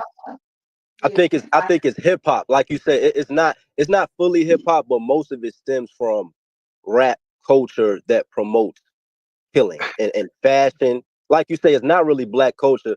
because a lot of the white boys who got two parents in the house and got a good circumstance, they're the ones who's doing that the most too. So I agree with that, but it does stem from music, black music. You know what I mean? And I do agree with you that music influence culture and culture influence music, because earlier something said something that in the 70s things changed, where the music changed and people change with the music, right? And people change the music. That's a dynamic thing about culture, is that it's a chicken and egg story. Who come first, the chicken or the egg? And we can debate that till the cows come home, right? We can debate that till the cows come home, but the chicken will influence the egg, and the Well, egg that's tell not really a debate. The egg came first. But, no, the chicken came first. It's always been a chicken.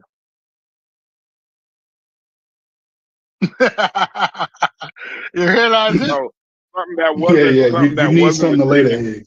Something that wasn't a chicken gave birth to that egg that then became a chicken.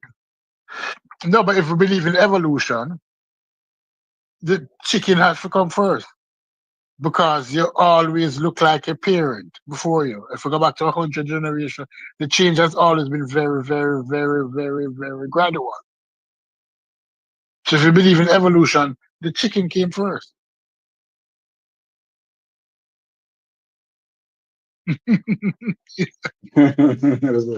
That's a trick. Yeah, but Yeah, yeah, I but think that's it with the hold it. culture. I've been thinking while I was over here on mute. I don't know if y'all gotten away from this part of the conversation, but wouldn't you need like a corresponding time frame, right? The time frame that it took a wolf to become a dog, like wouldn't you need at least that sort of time frame when you're talking about breeding in human terms? Or you saying that our evolution would be faster? Because you could still see dogs that are aggressive. You still see dogs howl at the moon. You know what I'm saying? They don't fully act like wolves, but even there you didn't completely breed the wolf out of the dog. No, because we call them dogs, but they're actually still wolves.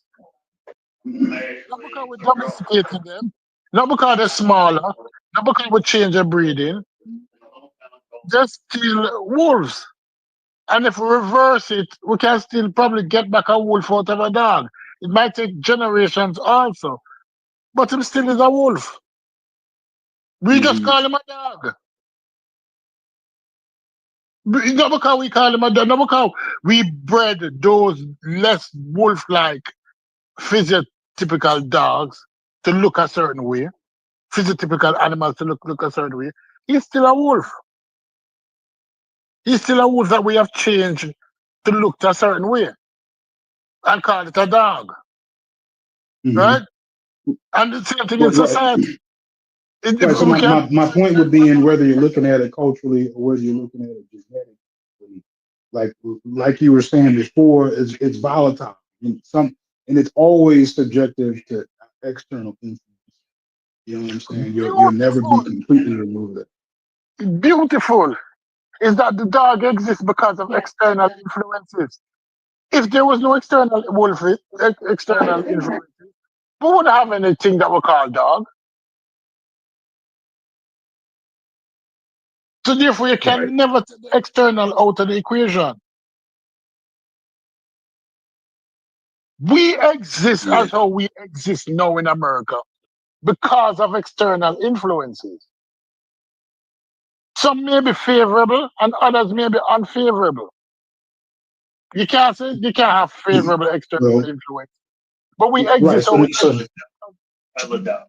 So since we're starting to agree on a lot of stuff, right? So how does that relate to what Chef was talking about when you're talking about when he was talking about how it relates to like the gap between us, right?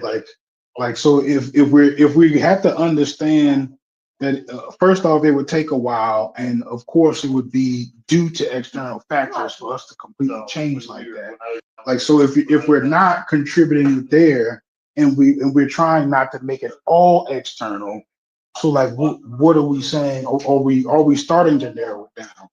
Or we're No, still like super broad.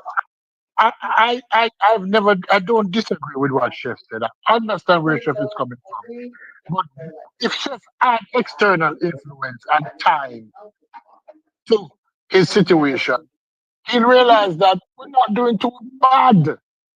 If for want of a better word, is that if we didn't have those external influences, we Right, could we'd probably be be fine. where Yeah. we desire. That's kind of how I see it too, Steve. Right? And even in this situation, if given time, because we have navigated in an environment that is unfavorable to us. And the more we navigate in this environment that is unfavorable to us, the more we're making strides. You Imagine, can make a biological No, argument for resilience. Resilience is a real thing when you're talking about like again being put in a stressful environment and right? being able to not only cope with it but to master that environment. It's a lot of so it's a double-edged sword. Like it be well, a double-edged sword well, with a lot of shit dealing with nature and biology. Like the same thing that can fuck you up as far as oppression on the biological scale. The same thing that can make you resilient to where if another group on a mass scale was to probably go through the same thing you did or another group did. That's why we can use that argument for the whole Trump situation. That's why black people not hollering over Trump. Because we have developed a level of resilience that show that this too shall pass. But when white people start facing the cut to social security and the cut to all of those farm aids, you realize that they're not surviving. They're talking suicide and farm loss and all of these things because they weren't exposed to these stimulus that cause the development of resilience, as you put it. So, in spite of all of that, we have developed a resilience and we are trying to strive in an environment that is not the most favorable. But if you compare it to other people, it looks like we're not doing well. But other people have never existed in this environment for so long a period. Hey, Logic, I made this analogy. We live in life on all Madden. If you had to make like a Madden analogy or a 2K analogy, we live in life on Hall of Fame and other groups living on, you know what I mean? All pro. I can't wholeheartedly disagree with that. We got a lot of obstacles in our way. The computer be doing Oh, stuff so that look look, inhuman at y'all times. said They what do. I and y'all said what I said earlier, bro. So we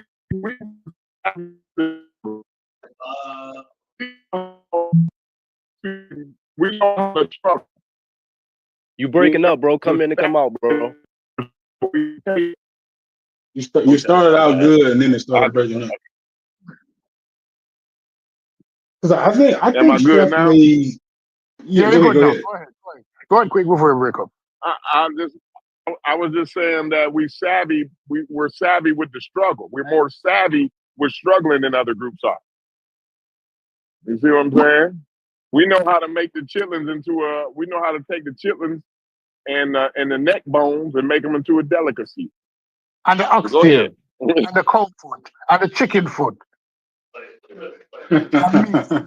Because we Yeah, have been that's to yeah. stress us. We've definitely made a way of life out of that. That's a hell of a No, statement. But that's we have true. We've made a way of life out of adversity. We in have. spite of that, not because of that, in spite of that, we have taken the worst and made the best. No, you can't buy oxtail. You can't buy oxtail. Oxtail is like $13 a pound. And 50 years ago, oxtail was throwaway meat. We did that.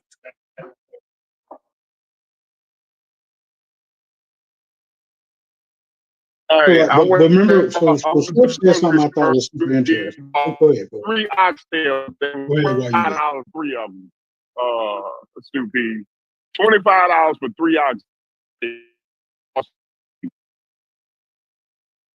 Yeah, you go to the restaurant now, they give you 3 pieces, 3 small pieces, and it's $25. We turned oxtail into caviar.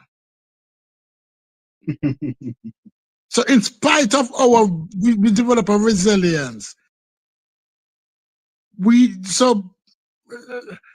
It might not be the best when it compared to other groups, but guess what? With what we were given, We've done a lot. We've done a lot with what we've been getting. Yeah, we have. Absolutely. Absolutely. Now, can y'all speak to this? And I don't want to misquote Chef. He got upset about that earlier. I ain't doing it on purpose, but if I'm not mistaken, he was kind of sounded a little overwhelmed by the efficiency, right, that some of these games are being played, and he almost started to allude to like the potential genius that would be necessary to pull it all off. Right now, again, if I'm getting it wrong, the brother can get off, you come off mute and say and correct me. But if I'm not mistaken, that's what I think I heard. Right. So based on everything that we concluded, would y'all still phrase it that way? Would you consider this the product of like evil genius, or is it something else? No, he was just making a causality argument. Now listen, if this is true, if this is what he said, that if this what I'm saying is true, that it means that those people, either one is more intelligent than us, or two is more savvy, or three is more cunning. Right? He was just trying to relate it out. How is this possible that we allow other people to come into our society and decimate our culture, to belittle us and demean us and to turn us into less than, and we can't see it coming from a mile? He said that we should be able to see it coming from a mile. Just like how I said that I can't trust a man who was in a cult because he should be able to see it coming from a mile. But these 3 card Monty have set up the table using Corey. They set up the table and they have been playing this game for millennium. Millennium, right? It didn't start in America. See you saying what I'm saying, Stoopies. I'm saying that there's a techniques that have been built upon, maybe not like initially well documented, but ultimately fall under the umbrella of social engineering. Like that's where that, and that's kind of what I'm been saying. Like it didn't start here. This is a continuation of what humans been doing. Now, this might even be a perfection, an ironic perfection to some weird degree of what humans been doing. Yeah. That's how I feel. Yeah, but I am afraid of you. I'm afraid of going in that direction. And the reason why I'm afraid of going in that direction is that now it become, is it environmental or biological? And if we say environmental, we can argue that, but we have been living in our own areas for 100 years, 1,000 years. Why not? We're on the level of there. And if we say it is biological, then we get down to Francis Cress Wilson Road. It's an argument that has been that was happened 50 years ago. When you sit down with the Rastas, they were having this argument. Is it that these people different somehow? When you look in history, that every time them come in contact with another society's decimation, is it biological or environmental? Is it something intrinsic in them to decimate other people? Do they carry the Iceman gene? It's a dangerous question to have. It's a dangerous question. It Yeah. definitely is. It's so many implications behind it. If you say yes, now you got to talk about, you got to talk about the differences under the microscope and how it affects behavior and how you limited in certain ways. Right. It's a whole can of worms. Right. Right. Even something that stirs us enough is the athletic question. The athletic question. That's also a dangerous question to have.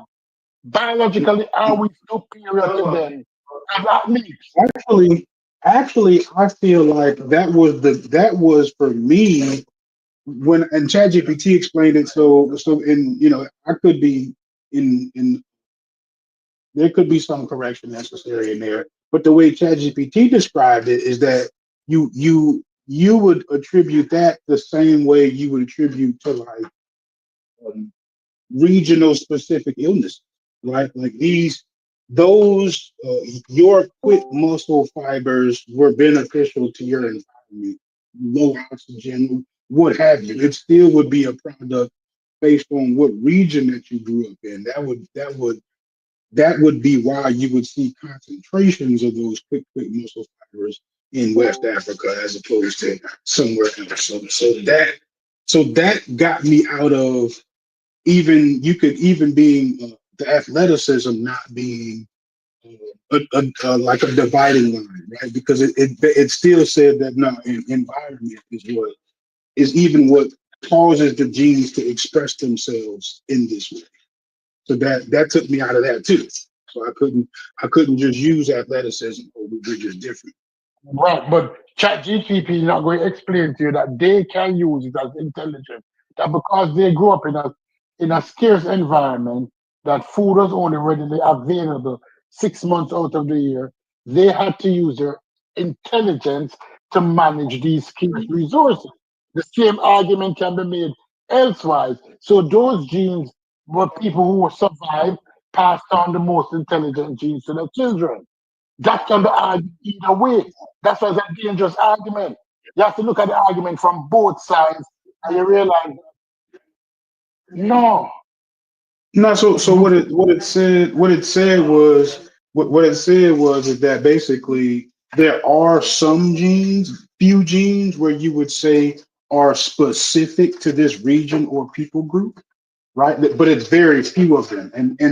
And the way genes work is that one specific gene doesn't isn't like wholly responsible for one thing, right? Like a lot of things are the product of multiple genes working Right. together. They add them all up. Right. It's like Right. So zeros and so ones. even if you can find a specific gene in this group that's not in the other group, because I of won't, how genes work, it doesn't automatically mean, hey, these group of people don't have empathy because they don't have, you know what I'm saying? It doesn't work. Yeah, that's why group data is tricky and you can't make individual assumptions based off of it. You know what I mean? That's why like you gotta be real careful on like having stereotypes based off group data because it kinda goes against to what it's actually measuring. You know what I mean? Mhm. no, but when we look at that, right? Because all human beings have all the same genes.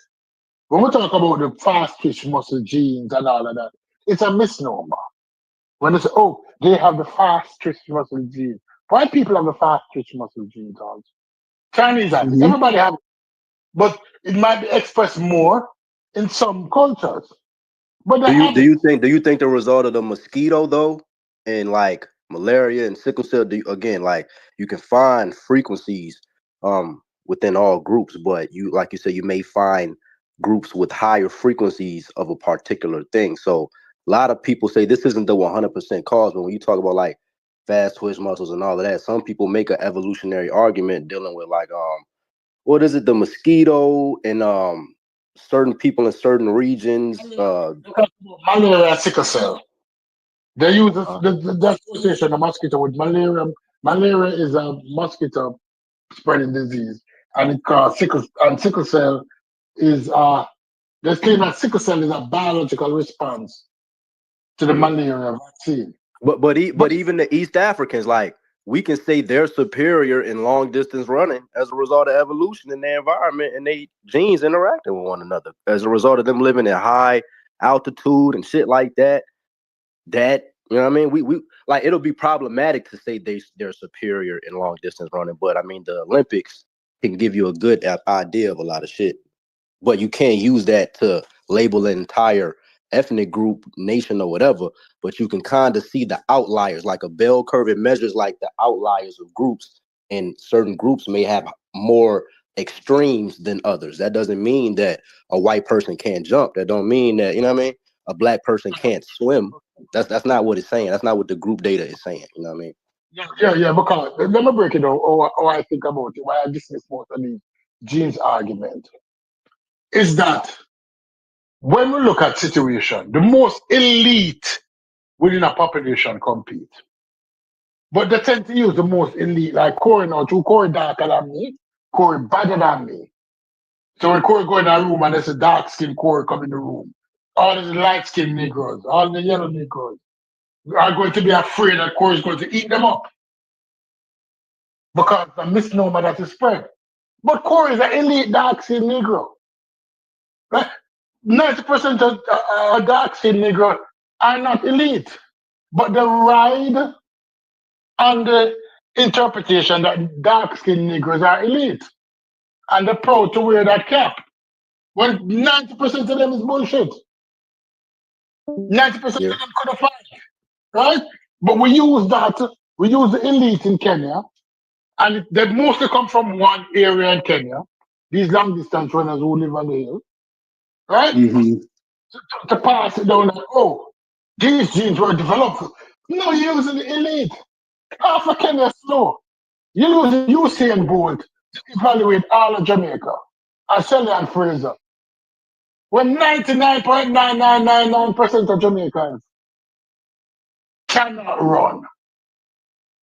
And that's a dangerous thing about saying that these genes come forward because of XYZ or this malaria, this comparison. When you look at the real raw data, in, it's a, Yeah. Nobody's saying it's 100%. It could be a 10% cause or 20% cause, but like people are like again, bro. Look, my bad to cut you. An article just came out not too long ago talking about Jews, Ashkenazi, and how the same brain they get more brain disorders than other groups of people, and it's very fatal. But at that same token, the fact they get certain brain disorders, they showed that that same thing gives them higher neural connectivity as a result of that, and it's a tricky conversation to have. but guess what? That don't relate it to another causation or that either. Ashkenazi Jews get more brain tumor. Somebody I could argue that Ashkenazi Jews get more brain tumor because if you look at the genes, it has higher relationship within the group than many groups. Well, what Which about is not Asians? Asians have a Asian flush. 50% of Asians really can't drink alcohol, and it's a result of their ancestors. don't what I would research. Could Kublai Khan drink alcohol? Yeah, it's called Asian flush. Look it up. Yeah, no. But could Kublai Khan drink alcohol? Because if we go back in history, we realize that 40% of Asian are directly related to who? You talking about Kublai Khan. Genghis Khan? Genghis Khan, right? Or Kublai or whatever Khan. They're Yep. related to the Khans. But nobody talk about that. Or Pakistani now having 50% inbred because they have a culture of cousin marrying cousin. So anything in the future, somebody going to say, oh, Pakistanis are good in cricket because they have that. Is it because they married each other?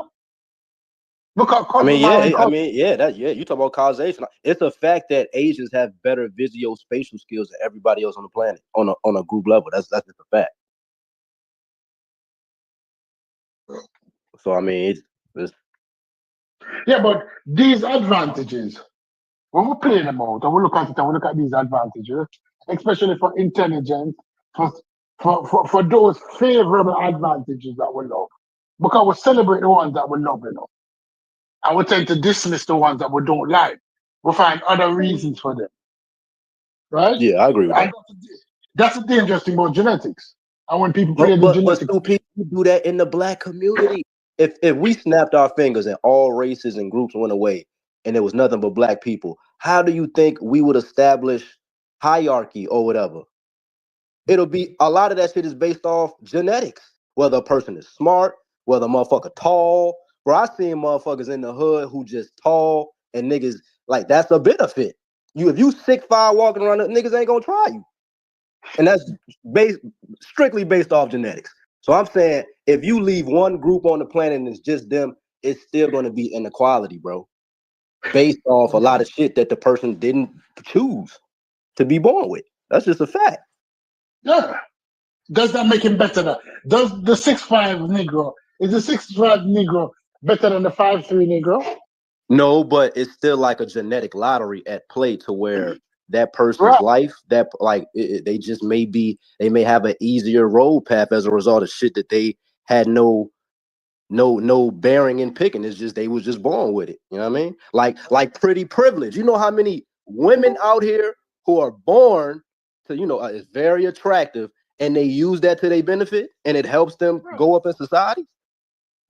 That is true. And that's a conversation that needs to be had also. Because think about it. If Kevin, if KD, if KD is smart, he's athletic, he's 7 foot tall.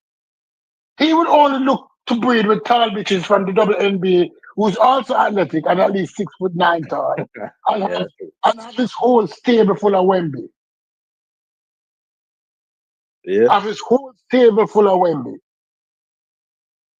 And promote what do you call it now? Generational wealth. And all of these WNBA players, if Kevin Garnett or Kevin Durant go to any WNBA player now and say, listen, I'm 7 foot tall, you're 6'8", you're athletic, I'm athletic. Let's have a baby together. I'm not giving you $1, but you'll have a Wemby. Wemby mother is 6'5". His father, she played basketball. His father long jump. He's 6'11", and now they have a 7'6" athletic juggernaut. If we're talking about that kind of selection, no. Yeah, athletes practice eugenics all the time. Right. Right. They do. They They want a do. desirable trait, and they get it.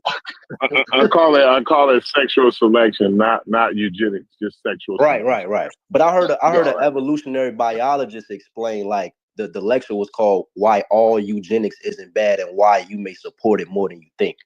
You know what I mean? Like certain people, like no, I'm saying the idea of eugenics again. Like if you see a woman and you want a desirable trait, you find her intelligent, and you want your offspring to be intelligent. We think that because a certain individual or certain groups used eugenics in a way that was irresponsible, we attach the entire thing to those people. And yes, it's used irresponsibly by most people, but the idea of wanting a desirable trait, we realize that we kind of adopt those kind of mini philosophies in our everyday life without whether we know it or not. You shouldn't be finding the lady laying under the bridge drunk to have a baby with. Right? You want to find that college educated, healthy, young lady to childbearing young lady to have your offspring with. You don't want some frail, drunk, drug addict the laying under the bridge. Like that's not what you're not gonna choose that as to have your offspring with. Man, you come from the same community as me. You don't remember the term butterhead? You don't remember the term butterhead, Corey? That came from your era, I think. A butterhead, a joint that's fine as hell, and you can rap, you can do whatever, and she gonna stay no matter what. Come on, bro. You ain't got to be a bum under the bridge. We call it a butter face. We call it a butter face, not a generation. Butter face.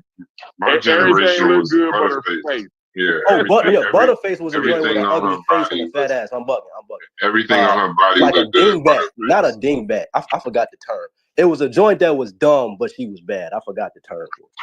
A dumb bitch. Well, I always tell my wife if she was a white girl, she'd be blind. But go ahead. Yeah. Hey, but real quick, hold on. I can't yell. That's also, but we also got to take into account when these two. First off, good afternoon. You also have to take into account when these athletes are quote unquote breeding with each other. Most of their children are trash athletes. They might be very athletic, but it don't usually work out. You can't make up for the fact that this athlete is well off, can get them the best training, can get them the best whatever, but it don't necessarily mean to be athletic. Y'all talking about sexual selection, but I don't think I think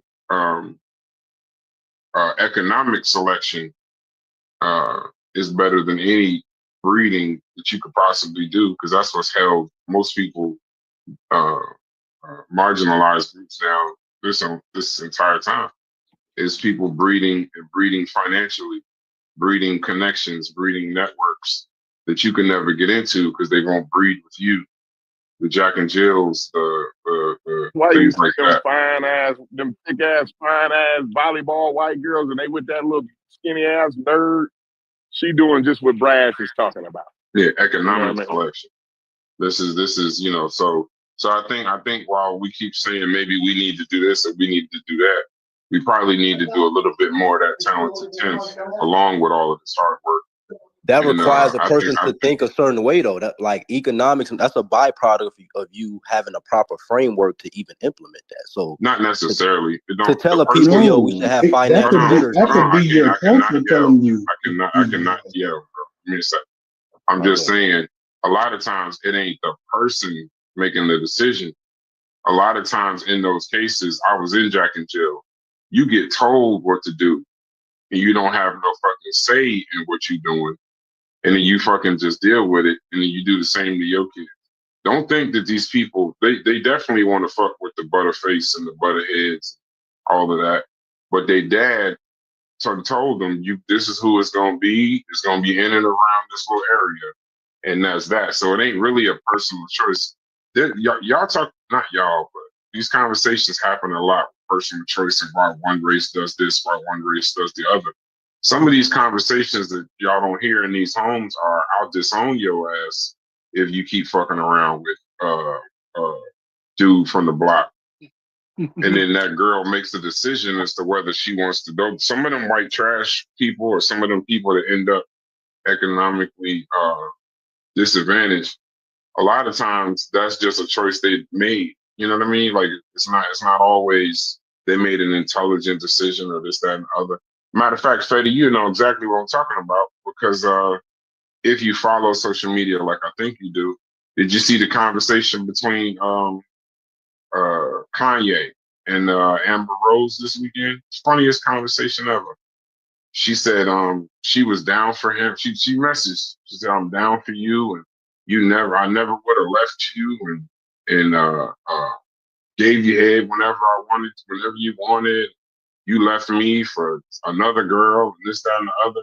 And then all he said in a polite catback, amongst other things, was, "Yeah, but I found a billionaire that would do the same thing that you would do. And now my kids are set for life, no matter what happens to me." So sometimes economically, if he would have went and found somebody creative to go make better music, it might not have worked out. But his kids are now Kim Kardashian or Kardashians, set for generations. So maybe thinking like that would I do us think. Do you think a little bit college more is like service. the? I mean, to use a lack of a better word, do you think that college is kind of like the breeding grounds for shit like that? I think it's the worst place to do it, but it is. I think the most of the people, from what I understand about Jack and Jack and Jill, I know I'm not going to be on here long. What I understand about Jack and Jill, they get you early. That kind of quote unquote breeding, that kind of stuff has to happen early, and it isn't just the Jack and Jill; it's all the other groups you're in. Like all the different areas, and a lot of your life is manicured. Your parents take you everywhere. You see them parents that they got your whole day planned from 10 o'clock on a Saturday. You're not just sitting in the house. You're going here, you're going there, you're doing this, you're doing that. So it's not, by the time you get to college is where probably a lot of the breeding messes up. If you've been to college, you realize, like, you get so many random trysts that you don't there isn't, it's everybody's breeding. We know there's breeding going on, but it ain't very selective. No. I was saying, like, again, I knew a lot of brothers who came from a certain environment, and when they were in college, they was mindful of, yeah, I got this rich joint, her parents is rich, and all of that. So I remember them type of conversations. That's why I asked. Yeah, but they would never. But when we're talking about breeding, um, we're talking about life. Like, you could have a rich what's the name, but trust and believe that rich what's the name's parents will pull that rich girl out of school Okay, if I she see what figured you're out saying. Yeah, you know what I'm saying? Like we're I meant talking to say about like the life. precursors, like Yeah, who you may eventually, a lot of yeah, the people you may mindset. know Yeah, the networking mindset. with. Yeah, I tried it when I was in school. I tried when I was in high school. I already began to kind of see um uh the that's how I realized that most of the rich kids, they're messed up. Like they're really messed up. They don't have like an idea of what they're more emotional than everybody else. They seem that their mental health is lacking. Um and I would start looking at stuff like that in high school. But I got married very early in the game. So it's not I understand put it like this, I just understand those pressures. I do understand those pressures. I have two stories for you. I have two stories. They're going to be quick. Two stories. Number one, I have a brother, real bad man, right? His girlfriend, when he just left high school, he met this girl. She lived on top of the hill, basketball court, tennis court, everything in our house. And the first time she introduced my the first time she introduced my brother to her father, the next week she was at university in England. She was going to university in Jamaica. And he pulled her out and sent her to university in England. They're not putting up with the bullshit in terms of um, economic selection. You could look good, you could tall, you could strong, you could handsome. Economic selection for rich people is an important part of the lifestyle. The second story is this. A couple of years ago, I was doing a course in Broward College. And what I'm realizing is that other races playing the same game, especially the middle class ones. I'm not talking about the rich ones now. I'm talking about the working class, white girl from a working class family, or Spanish girl from a working class family. They're selecting all of the black boys from college. All of the black boys. They're not playing with them. Is that they act them like wow, because they're playing the selection game. These ambitious black men, they're going to take them in the group. They're playing an economic selection game, right? So I know my son now just went off to college. He's in Canada studying engineering. The probability of him coming home with a white girl is high. Is high. I would love to tell him that, listen, black girls forever, snow bunnies never. But I'm not going to be able to compete with the Indian, and the other girls who's going to say an ambitious black guy who doing engineering. They're not going to pass it up. And they're not waiting on finished jobs because they are playing the long game. But we want instantaneous results as a black people. So, I have forgiven the Dr. Umar that I want grandchildren that look like me.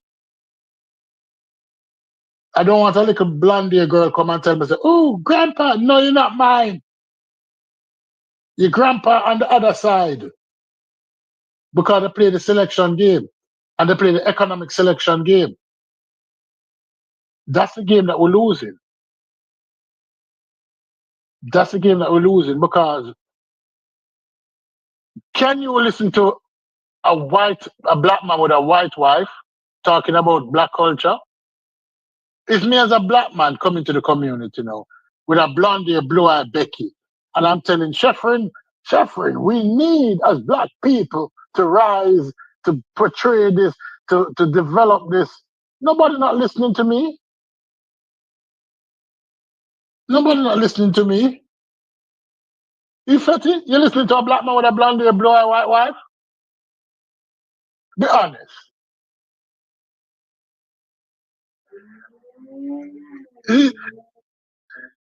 Right? And that's why I have to agree with Umar on that one point. I might call him a scammer, yes, but Snowman is not doing anything for our culture. Yeah, that's crazy you say that. That kind of sounds like I watched a documentary dealing with how like groups way back then all kind of echoed the importance of ethnic purity.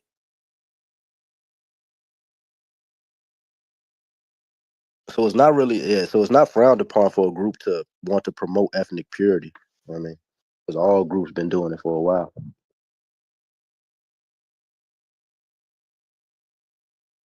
And is it an economic advantage to import other groups into your culture? I think so, because you get more ideas, and then you get a larger customer base. Right, so it's like there's two ideas contending there, right? So unless you're saying isolation is the best route, I don't think you're saying that. So like, how do you hold both positions to where, like, yes, you understand inclusion is beneficial, but you would practice exclusion at the same time. Uh, but logic. What's the standard component of our culture? What should we be I'm promoting? not saying it's wrong. Don't get me saying that I think it's wrong. You're absolutely entitled to have a preference. But I'm saying that there's a bit of conflict there. You know what I'm saying? Like, how can you promote, how can you promote this inclusivity, or understand that the inclusivity is beneficial, and yet promote the exclusivity? You know what I'm saying? Like, I get it, but there's a little bit of a contradiction there. Yeah, no, I 'Cause I get don't it, want, but I certainly wouldn't want my, when you, that's a vivid image in my head. You get a blonde hair, blue eyed white girl walking up to you talking about, grandpa, can I have, some change, you know what I'm saying? Or whatever. Like, that don't sit well with me either. I get it. I definitely get it. right? Yeah, because culturally, when we look at the superstars, like the first Jamaican superstar that made leeway in both the Jamaican culture and American culture is Harry Belafonte. Is Harry Belafonte black anymore, seeing that his great grandchildren don't look anywhere like him?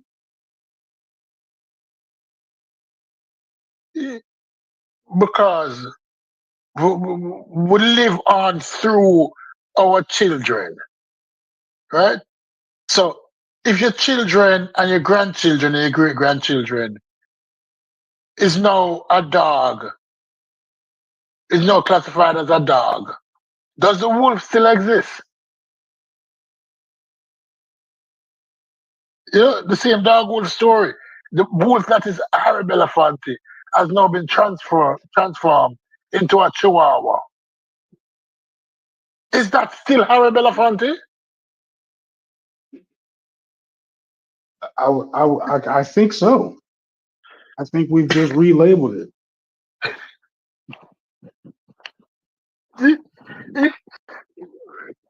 When you look at the Jacksons, the grandchildren, can you still hold affinity to them to say, listen, this is a first family of African American greatness? Or Diana Ross grandchildren?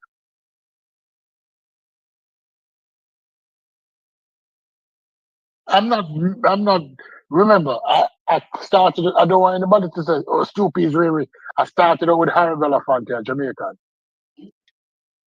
Right? I'm just using examples. Culturally, is that us now? Are you saying culturally that is us, Corey? That we are now Diana Ross grandchildren and Harry Belafonte grandchildren, and we're arguing a null point that our culture has assimilated in a greater culture where the offspring and the end result is nothing like those people who fought for emancipation?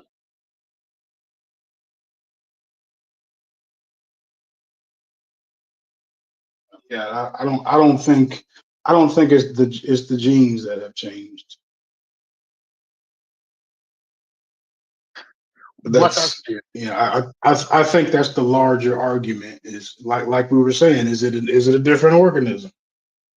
I think I think that we're still circling around that, and that would be just like saying it head on, right? Because if it's not a new organism, well then we should be getting away from the genetic differences.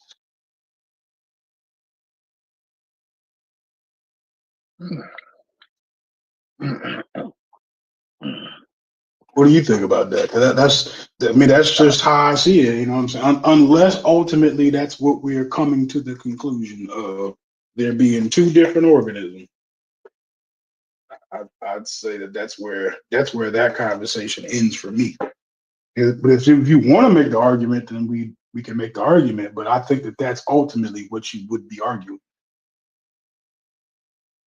Culture start with a uniqueness of the individual.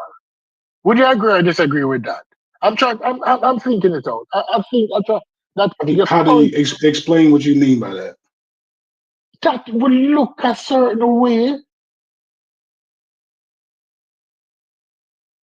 That would look a certain way. That's what your culture start with. You know, But with black, with black people looking a certain way or culture looking a certain way. with the people within that culture looking a certain way. There's a unique identifier to the people within that culture. And Mm, the more the people start looking different, the more fragmented the culture become. Because reproduction and outside influence tend to shatter the culture. I don't know. I don't know what to say about that. I would assume that there's always been some diversity. I'm guessing, you know what I'm saying, but because if we're talking about our just color differences now, like what do we have a reason to assume that there wasn't variations among populations back then? Yeah, but I've never heard that before. it was within a certain strata. Wife calling me. I forgot back. That's all good. I think I think that gets me really close to that gets me really close to like a homogenous population. Um, Now I'm thinking that could be problematic because if you're at that point now you're saying the diversity was never real. You know what I'm saying? I don't know about that, and I could be wrong, but that's kind of what it seems like there could be that in there. So I'm more so from the standpoint of individual cultures would set different parameters on what constitutes acceptable behavior, right? Like you can have some cultures, some cultures say that women deserve to be in this particular social status or whatnot. Like, you know what I'm saying? Like that's the culture dictating the particular behavior, not the genes. No, but wouldn't you agree with it that your culture developed first in a the word in a homogeneous society? That every culture developed in a homogeneous society where everybody look like everybody. Would you agree with that? The foundations of a culture develop in a society where everybody look like everybody. Some might be taller, some might be shorter, but at the root, Go ahead. I'm following your line of reasoning. yeah, at the root, I would so at right. So if we go back that far, are you saying that particular culture was like an equal society for everybody, or were there still? I'm not saying that it was an equal society, but it was a society that was developed that with less malice because you see yourself in everybody else. So the aim of the culture was to strive for the best of everybody. That everybody would. Well, then, how did we eventually develop slavery and colonialism?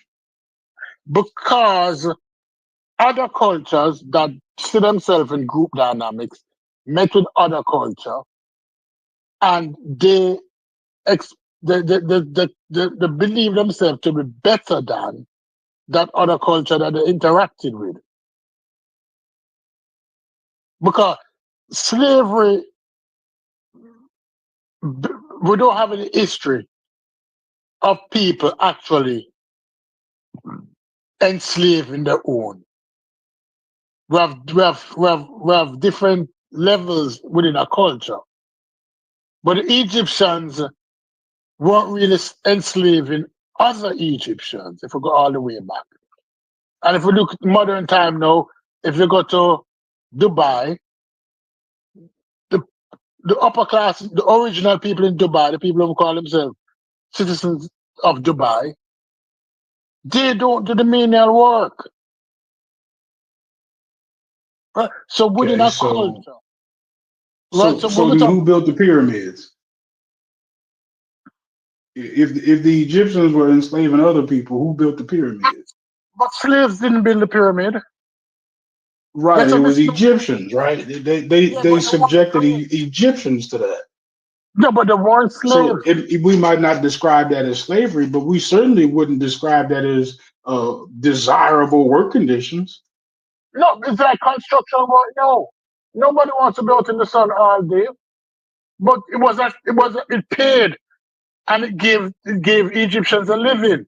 It wasn't slavery. If you go back and look at the history of the pyramids, how they were built, there were I, camps put I, up, there were medical sites put up, there were feeding stations put up.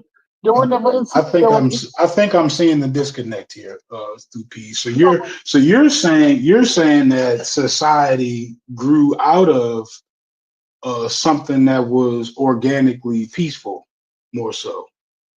no. I'm saying that society, that not society, that culture within a population, how the population developed the culture originally. It was due to it was a homogeneous population. It was a population with identifiers that everybody within that population identified as a member of that population. There were Right. stratas within that population. Yeah? You had rich people, you had poor people, you had hungry people, you had people with a belly full. But they were all the same people who originally started that culture, right? Within that culture, you have different levels, yes? But then those people went outside and meet other people with other cultures. Because if we look at it, and then those people tend not to be the one to brutalize their own people, but they brutalized other people or they indoctrinated other people. Because you don't need to indoctrinate. The Crusaders didn't need to indoctrinate other Crusaders. They were already Crusaders. But when they meet people who weren't crusaders, they identify them as less than because they didn't share the same belief system. Right? So Yeah. See, I go ahead. I thought you finished. when your culture is whole, your people, you might somebody might say, what about the Mayan culture? They were sacrificing people by the hundreds. That was agreement among themselves. Many of the first people went to altar being proud of being sacrificed. It's part of the Right. culture. It's Right. part of their. I'm waiting till you bring your conclusion. But from what the way I see it is the further you go back, the less regular people are afforded rights almost at all. Unless you go far enough. I'm talking about when you talk about complex societies, right? Where you actually Right. have a king, a ruler over a community, right?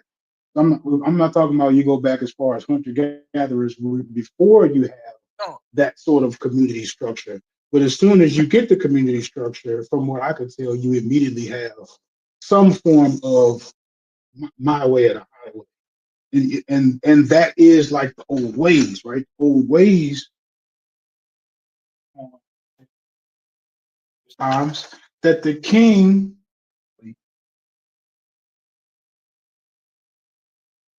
You're breaking up. Yeah.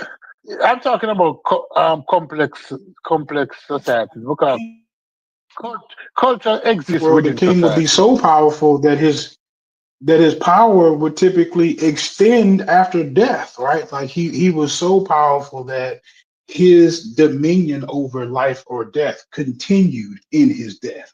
That's like a part of the ritual where you would where the people would be sent to the afterlife with the king because he still has dominion over them even in his death.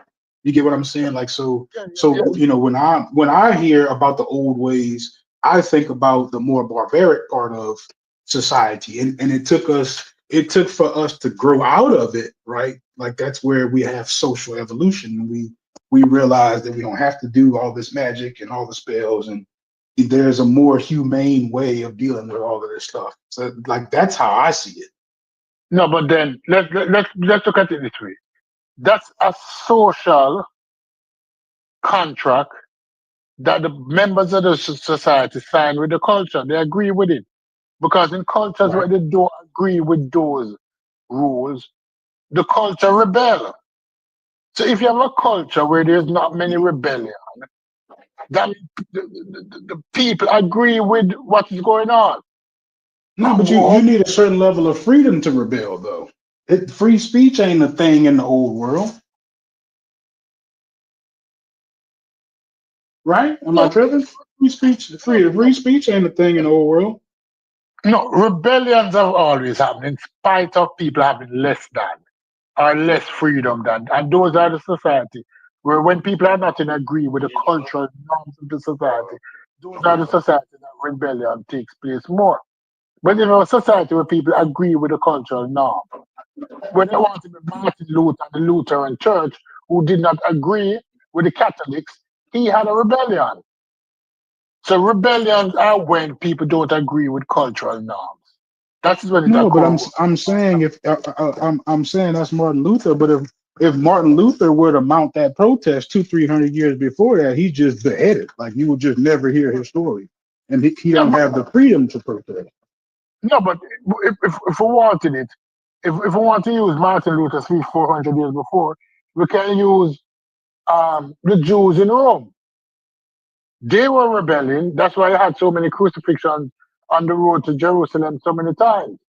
That when people don't agree with cultural norms, you always have rebellion, right? But when people exist in a whole unity by themselves, you may not have so many rebellion because the norms are classified within a specific group of people. Meaning that if black people, and this is the argument for separation. If black people existed, if African American existed in a state, let's say by themselves,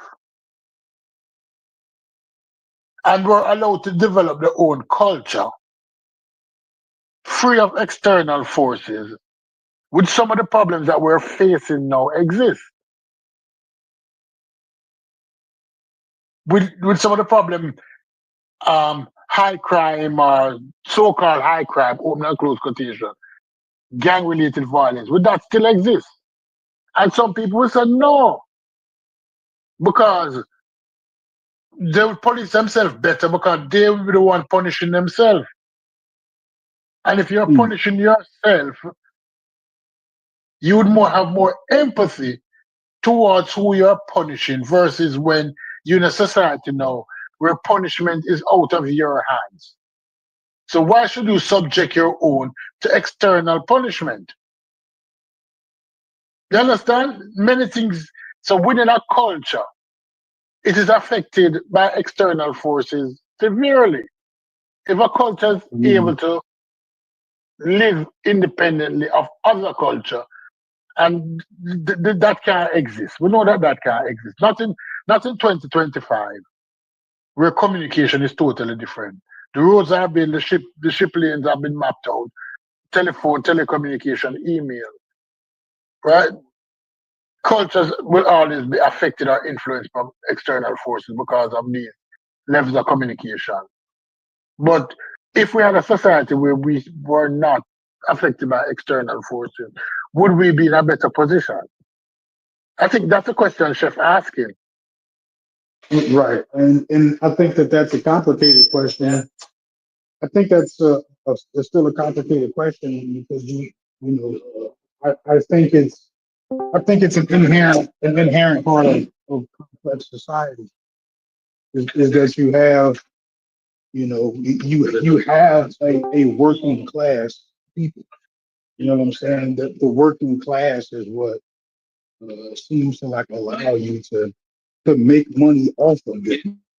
You get what I'm saying? Like that's just some sort of way built into it. So whether it's us controlling that society, whether it's China doing it, whether it's Ibrahim Traore doing it, like to some degree, that seems to always kind of like play a role. It's still to me seems to be a poor versus rich people thing. Like Let, let, that's me, let, me, I keep going back to that. let me give you an analogy. And this analogy is that I had a friend who went to live with his stepmother, and she used to beat all the children. Right? He lived with his mother. His mother used to beat him, but he went to live with his stepmother. His stepmother used to beat him. And I asked him one day, "What's the difference?" And he told me that when his mother beat him, he felt as if it was coming from a place of love. But when his stepmother beat him, he felt like it was coming from a place of hate, that she didn't like him. Now, in our culture, when the beat was self, it's oftentimes represented differently than when other people beat us. And that's the challenges we face. And that's some of the challenges we face when external culture come into our culture and they start to question our accomplishment or they I need start an to question example. I need where an we're going. example of a loving beating. I mean, I'm talking about as a group. How can we lovingly beat ourselves? No, when I say beating, I mean punishment. I mean, it's not the what we're doing, it's why No, we're no, doing it. I'm even like chastise or like I'm trying to figure Yeah, out yeah, like yeah, like yeah. so It's okay we know that we know what the American government does. So like like where's the parallel now? right. It's like the why. All right. Remember when the pound cake speech by Bill Cosby? It was a retribution. It was a pull yourself up by the bootstrap. Many persons didn't like the pound cake speech because they didn't understand where it was coming from. Was it coming from a place of love? Was he saying the pound cake speech because he wanted us as black people to be better, or was he just criticizing us as black people? Right? I get you. Okay, that's a good Right? example. That's all I was asking for. So yeah, you'd be talking about maybe like a speech where a black person might say things harshly but be coming from a loving place. I got Right. But if a white person made that same speech that Bill Cosby made now, how would you take it? You'd more accept it that Bill Cosby is coming from a loving place. But what you. if George Bush made Yeah, that speech? you could convince me that he's doing it from a loving place. It'd be a lot easier for you to do that with Bill Can Right. you logic real quick? What's the pound cake speech? We asking me? Logic, Yeah. I have no idea. right? So you Trying to don't then get you don't know I'm the trying to speech. let You him don't get to his point. no, but if you don't know the speech, you can't get his point. Most people don't know that. That's what I'm trying to figure out. I know you don't know that speech because most people don't know that speech. So the pound cake speech for the audience and you is Bill Cosby did a commencement. I forgot where it is, Morehouse, one of them schools, and it might have been Temple, knowing him, and he did a speech of basically what y'all talking about. It was a black person saying, you know, the parents ain't raising themselves, their kids, the parents ain't doing this, the kids need to be held accountable, black people need to be Wait, you held said, accountable. my bad to cut you, Brad. You said Bill Cosby. I saw some shit like that on my feed a couple of days ago. You know, it was Bill Cosby. This is an old speech though. This is from Yeah, like, yeah, this he is was from a long sounded like he time was ago. making a lot of talking points, like you said, that deals with like I guess accountability. But I Yeah, didn't watch the whole thing. but the he was talking about he's talking about Eddie Murphy and how they're promoting slang and how we need to speak better English and this that, and the other. But the pound cake part, um, the pound cake part was he said that if a cop was to shoot a kid that had pound cake in his hand, would you blame the cop or would you blame the kid? And he said that one thing that we need to start doing as a people is what, and then the famous, you know, he said, what the hell are you even doing with the pound cake? And so it's like, stop putting so much focus on us being punished and us doing this. It's more like a personal responsibility thing. And Stu Pease is saying it made it better because it came from, like, a white person couldn't say that, or you know, a person from outside the community couldn't say that about our community, especially something as trivial as pound cake. When Bill Cosby is saying, even if it is something as trivial as pound cake, why he shouldn't have never been stealing it if he did get shot, and that the lesson is stop stealing fucking pound cake. And Right. and but the thing is though, Logic, you're very you're right in saying, you know, there's what's a loving beating because we are, you know, the dangers in trying to make it to where one is a loving beating and one is a beating from hate. At the end of it, Stu Peas, I'm gonna just tell you because you're talking to Logic.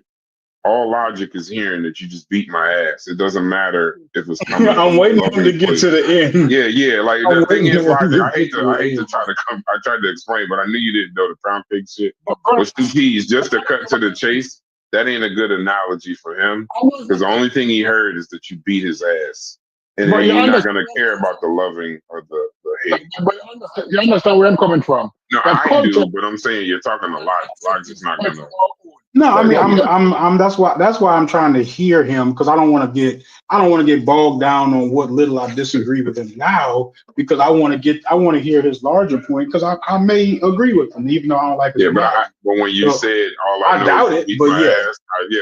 When yeah, you so said yeah, the so words, so all I far know is I'm to beat my ass. yes, I know that's all you yes, got. so yes, but definitely so far I'm trying to justify not retaliating because that's what I heard, right? So, but I gotta get there before I can say I got to anything. get off the phone. I'm gonna let it rock for a second. I got to get off the yeah, phone with yeah, but culturally, what I'm saying that we can accept things when we do it to ourselves more than when other people do it to us. It wouldn't be a big demonstration. You might beat your ass, you're not going outside and demonstrate. You take a beating and you try and confirm that you don't get another beating. But if the white man beat my ass, I'm going to train like Rocky because he's not going to beat my ass again. Right? I'm not going to beat my ass without something happening. Right? But that's what you. your But culture wouldn't is. hey Stu Peas, but even with culture, wouldn't environment play a part in that? Like one of the reasons why a kid necessarily doesn't go crazy when he gets his ass whipped is because he's around probably in an environment where it's a bunch of other kids around getting their ass whipped too. But my pushback for that would be if you are in an environment where that's foreign, say you're in an environment, a black kid around a bunch of kids whose parents use the timeout rhetoric or the timeout rearing strategy, and you getting your ass kicked, you might call the fucking police. You know, Right. I've been in situations where, um, you know, I done told friends around me, like, yeah, man, I got my ass at this and the other. But I also remember going to college and telling that same story and them white people like damn near in tears. Like for real? Like that happened to you? You know what I'm saying? So like that's when I realized like every not that's when you kind of realize that like every childhood, there are certain kids who never been beat before, But never yeah, had that kind of trauma. That's when you start looking at it like, shit, is this trauma that what she was giving me rather than good rearing no, or good, it's love. It was love. It raising? was love. It was love until external factors come into play and decide to disrupt your culture. Those white kids had no pride, no problem to come in to disrupt your culture. And so the culture that got you to university is not as good as their culture that got them to university. You understand how outside factors influence culture now? Because now you got now with the headspace, I've never beaten my child because you don't need to beat your child to go to university. Right, Right or wrong? Right or wrong? You see how they influence your culture? right. Yeah, right or wrong.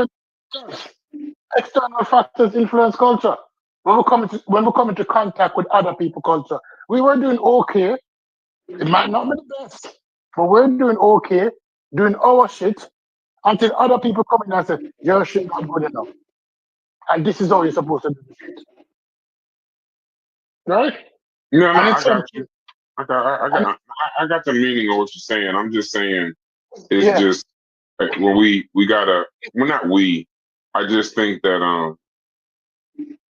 you know, you when we talk about it, that pound cake is a good analogy. Um, but no, it is. It's a great analogy. It's just most people don't get because see, remember with Bill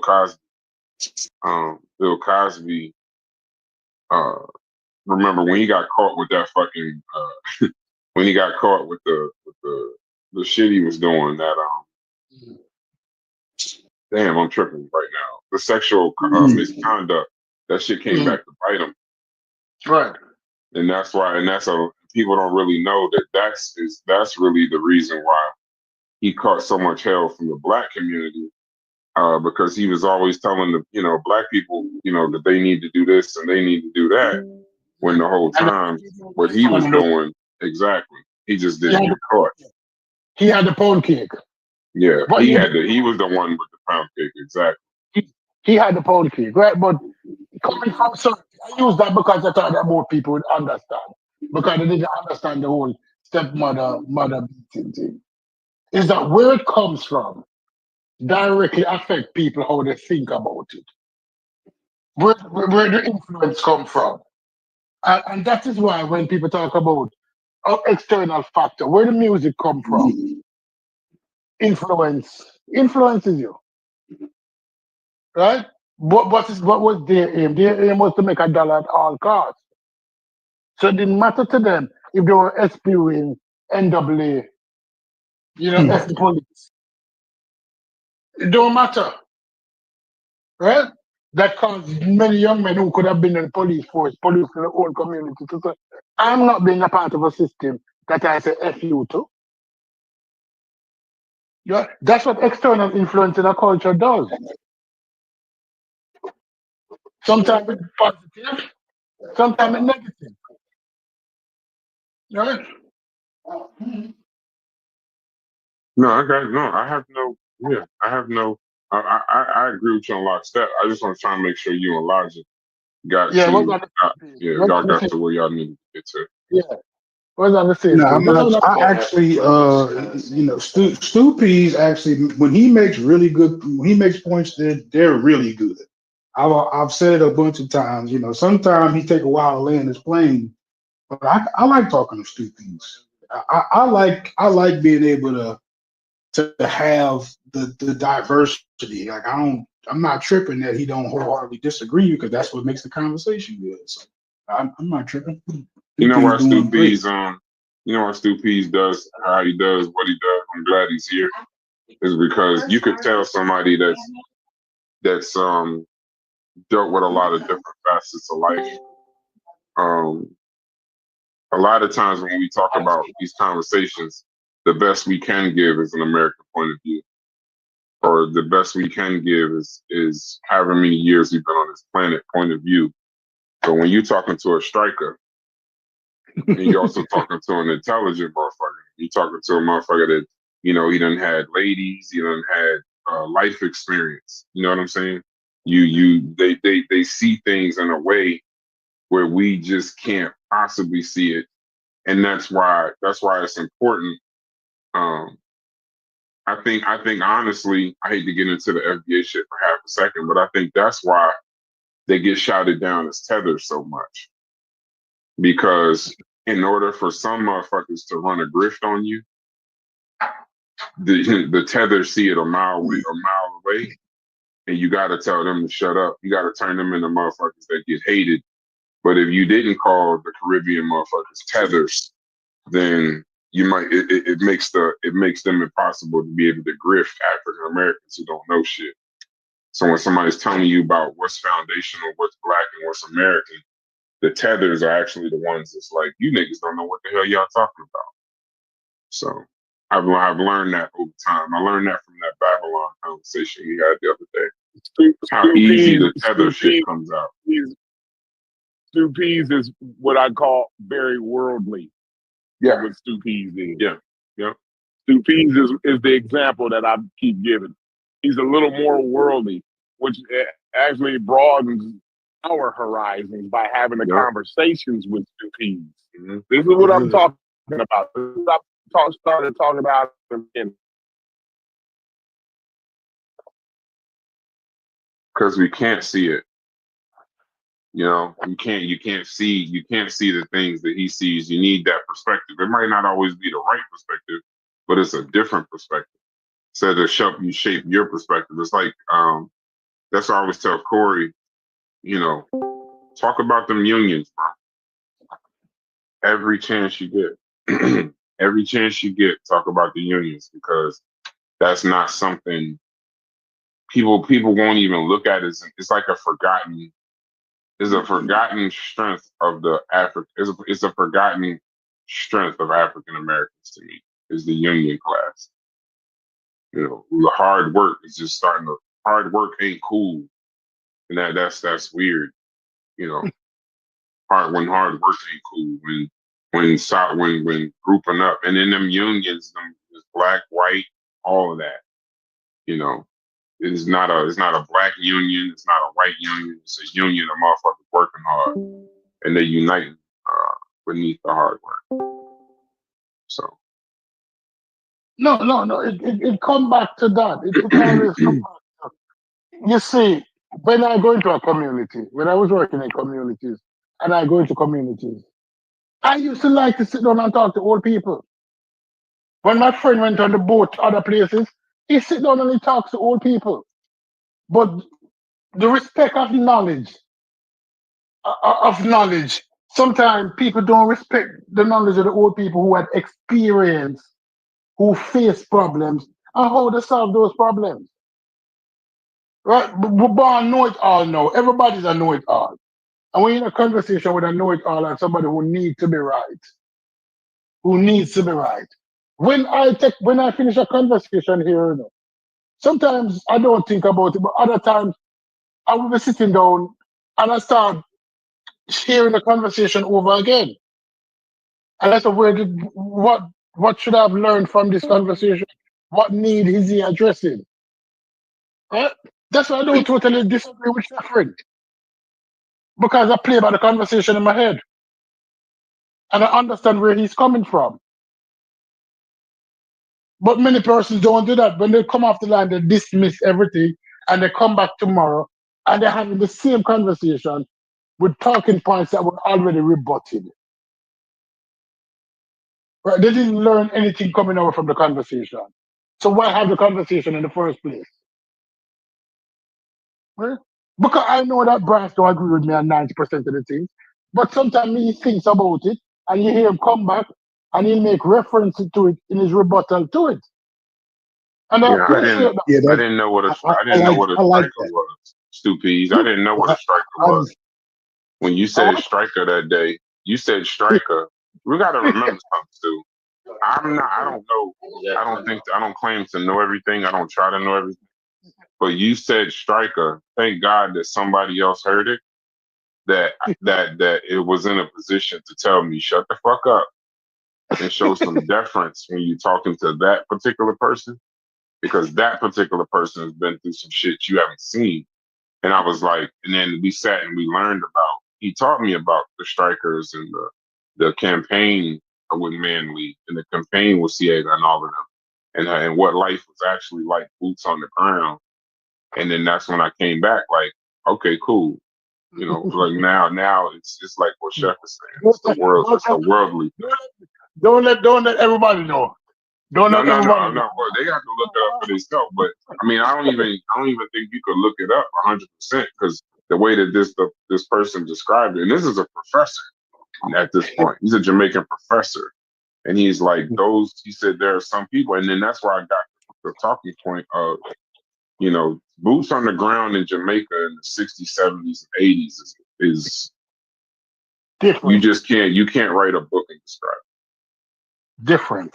It's different. And the thing about it is that I don't want my son to walk in the shoes that I walk in. And my mother saved me. I tell everybody that my mother saved me. My mother was a brave woman who wasn't afraid to go into the hole to pull her son out. Wasn't afraid. Right? She saved me. But that's a different conversation. One day we're going to talk about conversation like that. But it's a whole total different situation. Right? Culturally, we're not much different. Especially Jamaica, not much different than the African American culture. We have the same drug problem, we have the same music, we have the same sense of self, we walk around with the same kind of confidence. Right? But some people will tell you that no, no, no, no, no. Because we almost fought the same fight. We almost fought the same fight. We might not have had Jim Crow, but I remember my mother telling me about the first black girl who got a job as a teller. And the whole Kingston was so proud of that black girl that her first day of work, nearly 10,000 people stand up on the sidewalk to see a black girl have on a teller uniform going into the bank. That Kingstonian came out in mass to see a dark-skinned girl get a job as a teller.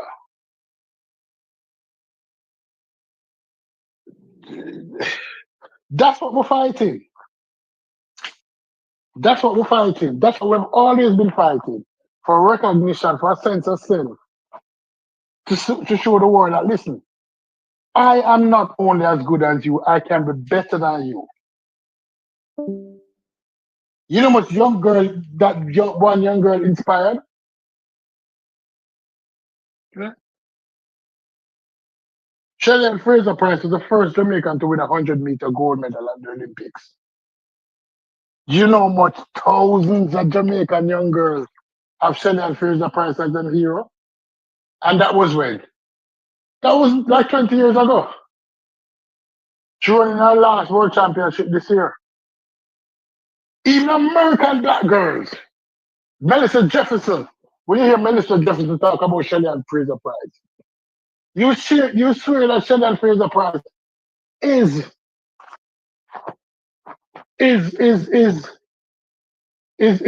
our sister. The same thing with Venus twins.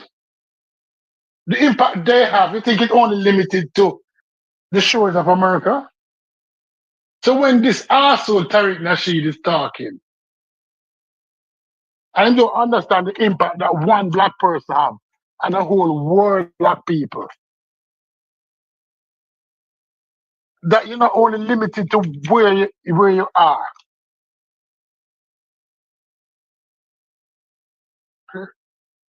But Villages Tariq Nasheed knows that though. Yeah, but that's the asshole.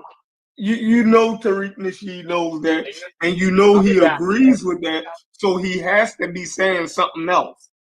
If he did a whole documentary on the Haitian Revolution and you seen the pride that he exuded from, learning about the Haitian Revolution. Why was that a necessity for him to make the documentary for African Americans?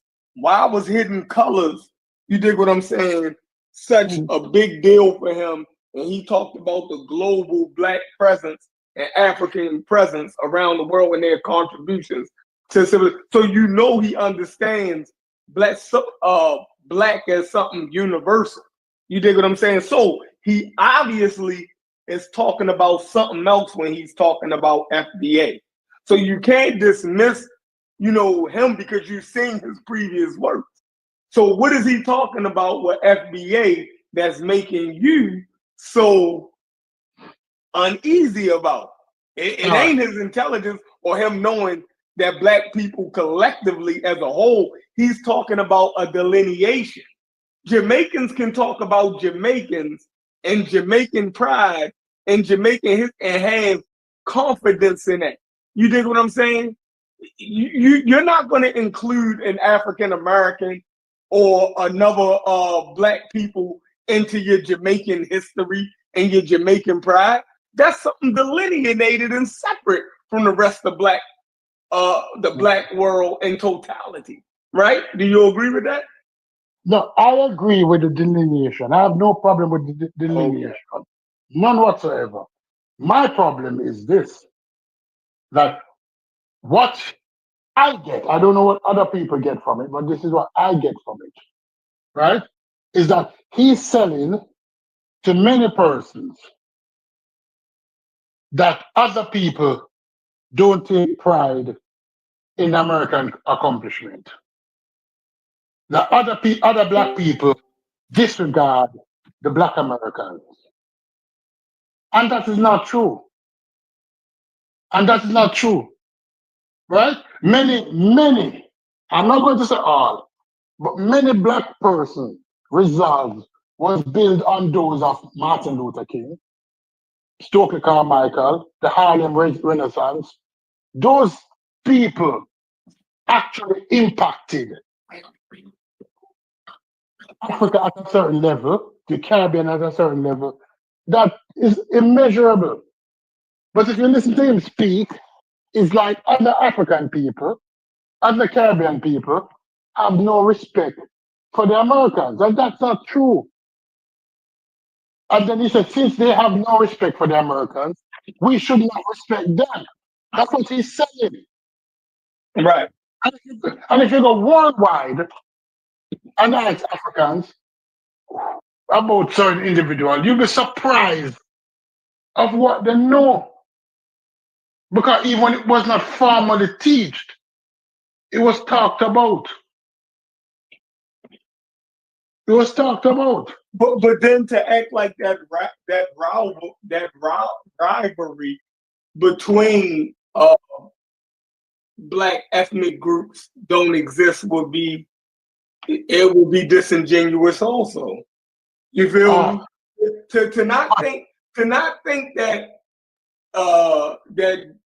Caribbeans and other Africans, right, that come, or Black people that come to America, even though y'all see the commonality with us, there is competition.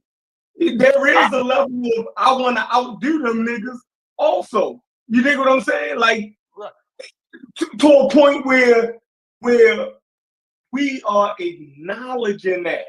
You dig what I'm saying? Like, yeah, like Busta Rhymes said it. You know what I mean? When Busta Rhymes sat there and said, Black Americans don't have no culture. You know what I mean? They get it all from us. This, that, and the third. Right? Yo, to act like that's not a sentiment, right, would be disingenuous. Not saying that you feel this way, but there is a type of there is a type of collective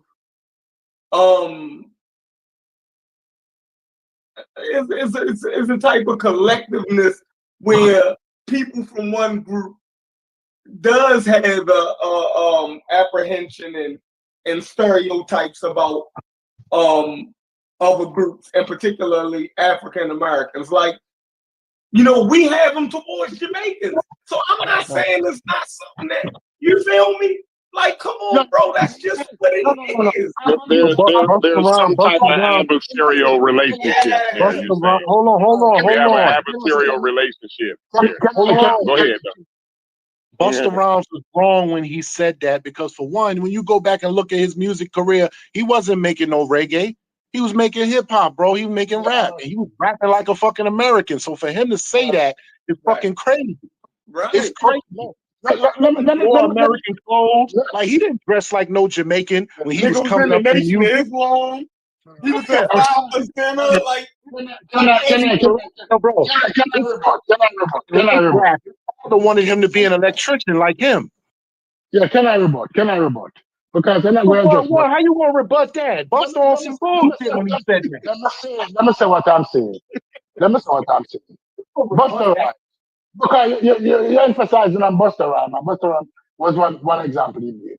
And I'm going to address Busta Rhymes in the end. But there's always been healthy competition among African Americans in the United States of America and Africans who came to the Americans, that is in Jamaica, Trinidad. There's always been healthy competition, but there's always been respect. And I'm going to use an example. Since you use one, I'm going to use one. Sha'Carri Richardson is one of the greatest 100-meter runners ever. She's a rival to Jamaica great Shelley and Fraser Price. Matter of fact, she beat her. Shelley beat her, and she beat back Shelley. When she came to Jamaica, in spite of the competition, when she came to Jamaica to watch her boyfriend at the time race, she went and sit in the bleachers. And when the cameraman identified her and it came over the loudspeaker that she's in the stadium, she could not leave because the amount of Jamaicans who wanted to take photographs with her. Right. She could not leave because of the love that's nice. That's good. Nice one example. That's nice. Yeah, it's pretty cool. No. He gave Busta Rhymes, so I could give that example. Right? No. He gave Busta Rhymes, I give it. And I can give more examples of other Americans coming to Jamaica and are celebrated. Right? So Busta Rhymes is a second generation Jamaican. Right.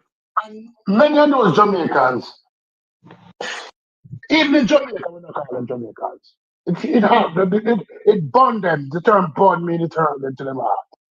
Because Jamaicans don't call them Jamaicans. Jamaicans say, you're not Jamaican.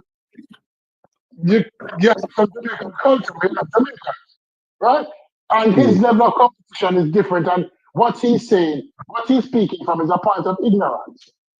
Exactly. That's what I'm getting after. That you made my point, Stoopy. Thank you. But I agree with you. I only disagree with you. I'm not remarking that he's speaking from a point of ignorance. But that is the problem here. Because culturally, here and in Jamaica, is that now, instead of we have our educated sector to speak for us, we have our entertainers speaking for us. Imagine watching Vibes Cartel talk about something. You know, it cringe my heart that this dance is the one that representing us because it's popular. Yep. So, but that's a problem that we face. The teacher, they call him the teacher. You're not unique to Jamaica. Here, the entertainers started speaking for most African Americans.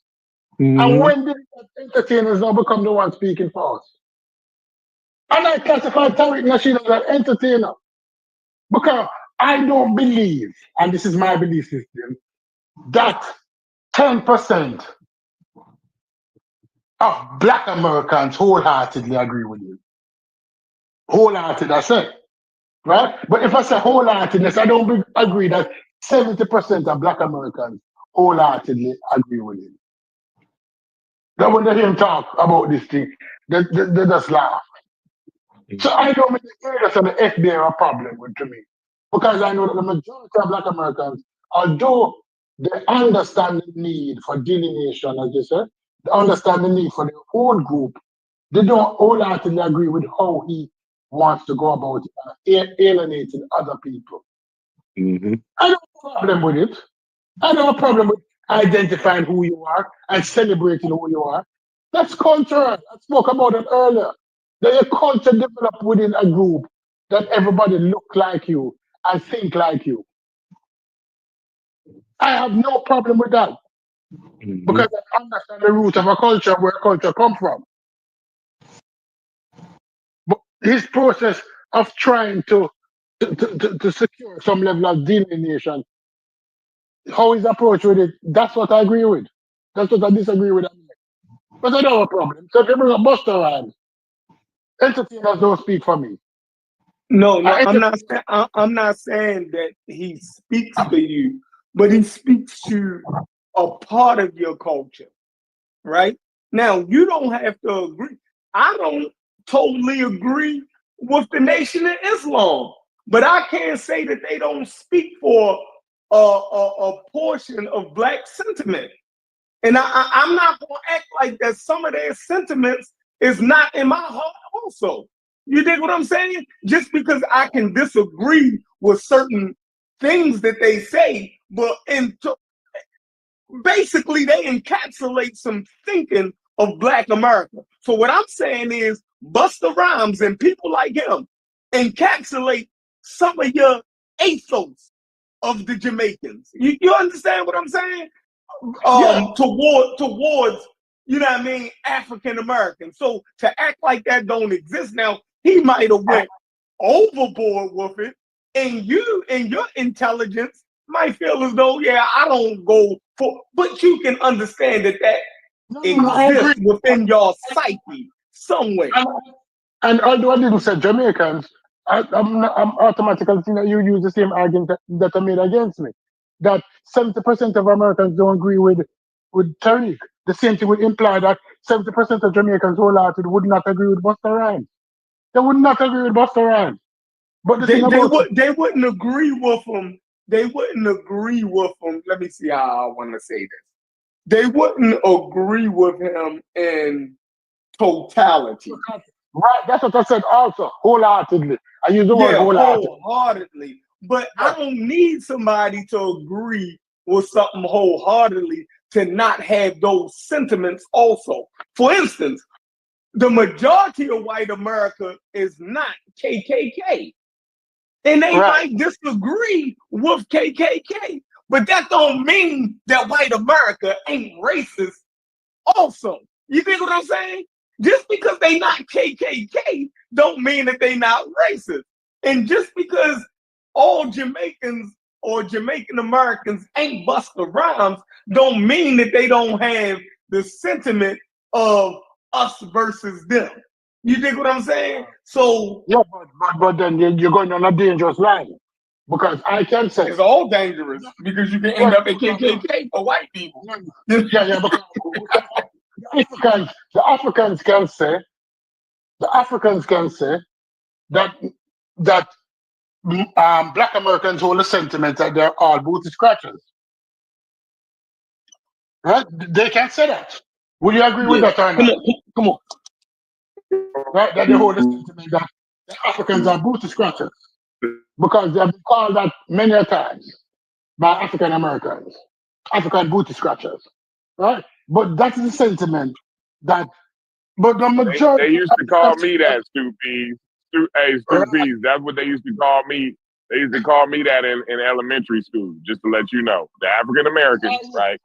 When they Yeah. when they when they when they when they found out where my family was from, they started calling me an African booty scratcher. Booty I just scratcher, wanted to let right. you know that. It's hard Yeah, to put yeah. two words together that's more disrespectful than that. I ain't gonna lie. right? But Just two words? Yeah, that's pretty disrespectful. We call dark-skinned black people African booty scratchers. yeah, That was a but, you feel me? Like Yeah, oh, me too. it ain't I've definitely been a victim, yo. exactly. It You ain't niggas is I've been cruel. You niggas is cruel. I right. tell Yeah, you, hey, but it's oh not wow, Jamaicans subjected. can be cruel too. It's not Jamaicans can be subjected cruel to too. just Africans. We call ourselves sure. African booty scratchers, if a nigga is too dark in your family. So your dark skinned Yeah, but it was cousin. a lot of dark skinned niggas. It was a lot of dark skinned niggas Exactly. around, but I was the only African booty Because scratcher. they knew Just to let you was you know that. African. Because they knew you was African. So it wasn't no way around. But I did that on purpose. I did that on purpose because I know that it would excite a response. Right? But honestly, we're always going to have healthy competition. And within even the culture, you'll have healthy competition. But when it comes to the next level, to make it look like it is vindictive, that's the problem I have with it. Because New York niggas don't like everybody. New York niggas come to Miami at the only place. They will tell you that, right? New York niggas go to the South and act like the people in the South primitive. Exactly. Right? So therefore, culturally, you're going to always have a level of competition externally of culture and internally within culture. But when you look at it, that the basis of people has to be separated because they're competing with each other, then you're going to have a problem. Expect competition.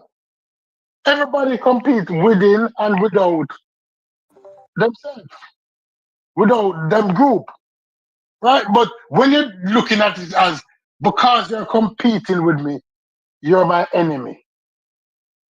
That's not true. That's not true. I get what he's saying. Like, is he more so leaning into like the natural disposition isn't cooperation? That is that more of what you actually saying, Chef, or am I I'm No, no, overshooting the no, mark? no, because there was cooperation at times. You dig what Mhm. I'm saying? But there was also delineation. Remember, Jamaicans in the 20th century wasn't their first time coming to the United States, right? They came to the United States during slavery also. You dig what I'm saying? And I guarantee you there was issues during slavery that African Americans and Jamaicans had. Meaning Jamaicans came to America with certain skills. You dig what I'm saying? During slavery.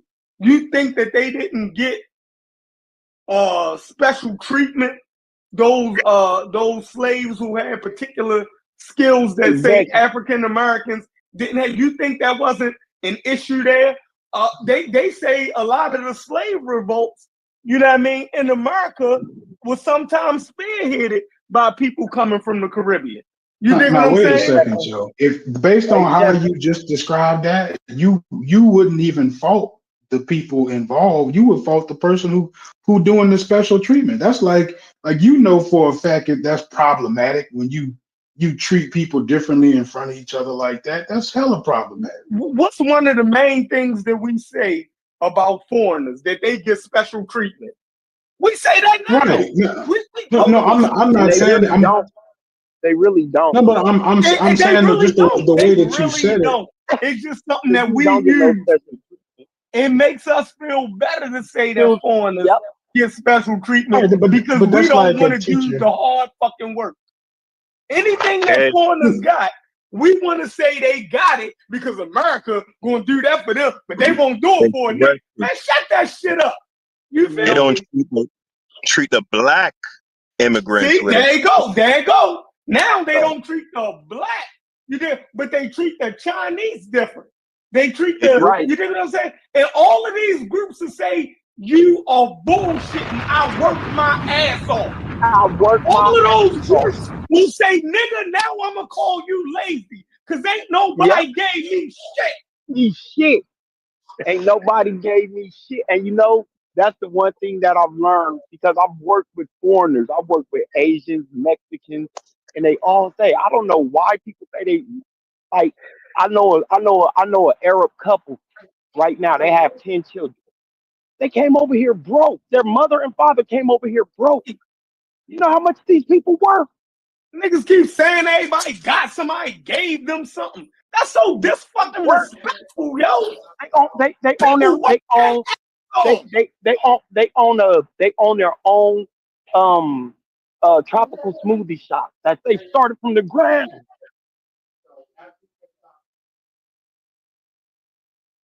They work their ass off and open a tropical smoothie cafe.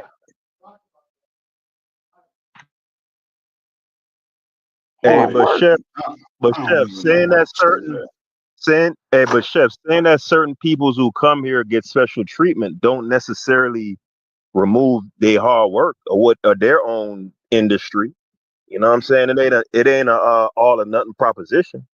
It's just a fact. Like look at the Ukrainians. Like they're not What, treating. They would never in a what million years social treat treatment no. are the Ukrainians Hold getting? on, hold on, hold on. What do you mean? But all the set asides they get, the billions of dollars they get, and I have to look it up real The quick. But Ukrainian government, hold the on. Ukrainian government, because they know No, Ukrainian people getting billions of dollars. well, no, well the people that they've brought here specifically, they've been given all kind of stipends and set asides and given They've been lodging giving and all. government assistance. So they've been Yeah, giving government assistance, food stamps and welfare. And you mad that they giving nah, white nah, people nah. They food got stamps and welfare? Who was food stamps and welfare made for? It was made for who? White people. White yeah, people. but that ain't. But wait a minute, that ain't got They nothing to give do with my so point. you mad that they giving white people welfare? No, it's not about being. It's not This shit about crazy. being mad, brother. Hold on, brother. It's not about being upset. I'm just stating the actual the facts are as they are. That's it. So when Chef says that immigrant groups, I was just making the point that Just you giving can them get. welfare. Yeah, I got that. Can I make Government my point though, assistance is bro? welfare. What Brother, is your brother, point, brother, brother. Haskell? I got a real issue with people talking over me. Like you keep doing it, I'm gonna end up cussing you out and calling you names. So I'm just Haskell. You know who politely. this I'm gonna. is. I know who it Haskell. is, You but know who this it is. doesn't And you know matter who I you. don't care about any names. You can give me names. Sabio, Sabio, can we just have civil? Can we have a civil conversation without you just cutting me Cool. off? That's all Cool. I'm I'm just asking trying to for, figure brother. out what your point is because it don't seem to be making Yeah, a yeah. point. But I need you to stop talking in order for me to make my point. Do you get that? If you think you got one, go ahead. I don't Stop think you have one. fucking talking, please. Try to make your My point. only man, shut the fuck up, man. For why you niggas act like hoes, bruh? Like you can't. I'm talking to respectfully as fuck, and Go you ahead. just I'm making it a listening. and you making it a point to be an asshole. Right. Haskell, now you've been on your best behavior all morning. Let's, let's keep the trend Damn, going. I'm. Keep the Hey, I trend done going. I'm asked the proud of man you. I'm 5, 6, proud of 7 you. fucking times, dog. Please, I'm begging the I'm man, letting please, you bruh. go. Waiting When for you you to when go. when I'm on when site. you Go. Hey, you hey, turn you Haskell, turn you unpeaceful, know me nigga, and you dog. butt heads at time, yo. Don't Bro, get It ain't derailed, about yo. Don't it get ain't about butting derailed. heads, bruh. bro, go ahead. It ain't about butting heads, Haskell, bruh. go But ahead. every You, 3 you words got the I'm floor, saying, a bro. You nigga got it. bud. No, I gotta say it, bruh. I gotta get through No, this. you You don't. still cut Go. me I've been off. waiting. Yes, I do, bitch ass nigga. Shut up. You whole Fuck ass nigga, shut dummy. up. Say what you gotta say, you Damn, nigga. stupid Say what ass the fuck retarded you gotta say, ass bitch. nigga. Say what the fuck you gotta say, Dumb you ass bitch. nigga, man. Now, Shut the fuck now up. what? You's a bitch too. Now say what the fuck you gotta say, Shut bitch. up, dog. No, I Say what the can't fuck finish you saying gotta what I'm say. saying if you stop Say it. talking. Say it. All you You know gotta do what? is say it. I'm not gonna be yelling at my phone. Yeah, this is Oh, now crazy. you mad. Now you Use a mad. fuck. I am mad. Use a fuck nigga, and I am mad. But somebody else go ahead. Oh, okay. So I'm gonna go because his point apparently wasn't that important. Because all it sounds like he's doing is he's upset because America has been what honoring their creed to give immigrants welfare assistance when they come over here broke and destitute, as Man, the as it says in their you have a constitution. special skill for missing the obvious and missing the point. That's That was not the not point that I was making. I I didn't was get welfare. simply making the point that towards what Chef was saying was that the whole special treatment thing. And I said that's only reserved for people of their race, right? Or it's not reserved for black folks. That's the only point that I made. Not that I'm mad or they shouldn't do it or none of that. Where did that come from? Um, Let me say something. Hold on. Let me say something. People need to understand. Most Caribbean immigrants who come into this country, coming through the filing process, the legal process. When they're coming in mhm. this country through the legal process, there is a form that needs to be signed. It's called the affidavit of support. This form is necessary that the person who is coming into America will not be a burden. I'm not talking about those people who come across the border who has access to nothing. The Mexican who come across the border does not get anything. Even when he files his taxes, he cannot file his taxes because Right. his social security number is not real. So he does not get back anything. Those Caribbean immigrants who come here, who people say set aside or put aside. No, the majority of Caribbean immigrants who comes here have to sign an affidavit of support. The person is filing for them. Filing means the person is asking that the American government accept this person and bring them in. An affidavit of support, you can go and read it up, says that, listen, I am financially responsible for this person for X period of time until they get their paper. Until they get right. Their Until green they card can or their support citizenship. themselves. Right? They don't get anything. So when somebody saying, oh, set aside have been put aside for the Jamaican immigrants, that is not true. That's also a problem I have with Tariq Nasheed. Because he's exposing lies, he's spreading lies. Go and read up on They affidavit mixing of y'all up with the Indian. right. They mixing you up with the Indian. Yeah, go and read up on the affidavit of support, and then you come back. And that's the They issue are that we're the having. Indians. They are the Indians. Stupid's and them are the Indians. They the West Indians. Jeff is stupid. Why you got that Becky on your as your avatar? You hella stupid, Chef. You know. That's why. Light skin chef and light skin Reggie the same barrel. Oh, that's his brethren. That's the light skinned sister. Yeah, the light skin Nah, Reggie. that's an inside joke. We got somebody, unruly member of the Discord. We gotta let them know what time it is from time to time. That's all that is. Okay. Yeah. Chief X done went completely off the rails, so he get trolled here and there. So that's a part of Hold what we on, do. he was already he didn't went further off. He was already off the rails. How much further off the rails did he go? When you go to doubling down on stupid stuff, we gotta get you. We supposed to get you, dog. We gotta get you. You doubling down on stupid stuff. You mean tripling down? He was Oh already yeah, double yeah. down. At this point, Yeah, triple I down don't or even know what the quadruple. numeral is. He done Right. quadruple, eight-tuplet or whatever it is at this point. Black card is being brought into question by stupid. Nah, he been gave that up, stupid. He will. At this point, he on what's the he on COINTEL watch for what? That's what he on. He on COINTEL watch at this point. We trying to figure it out. Haskell, you're breaking up if you was trying to come back in. Yeah. Go ahead, Haskell. The floor is yours. Nah, I think you hear my background, bro. Yeah, I wasn't trying to come in. Yeah, what were you saying? I want to hear. Oh no, I didn't have any grand point to make. Chef made an assertion that what did he say? Something about set asides or advantages, and I just simply made the observation that does not apply to Black immigrants, and that is a statement of fact. So I don't see why.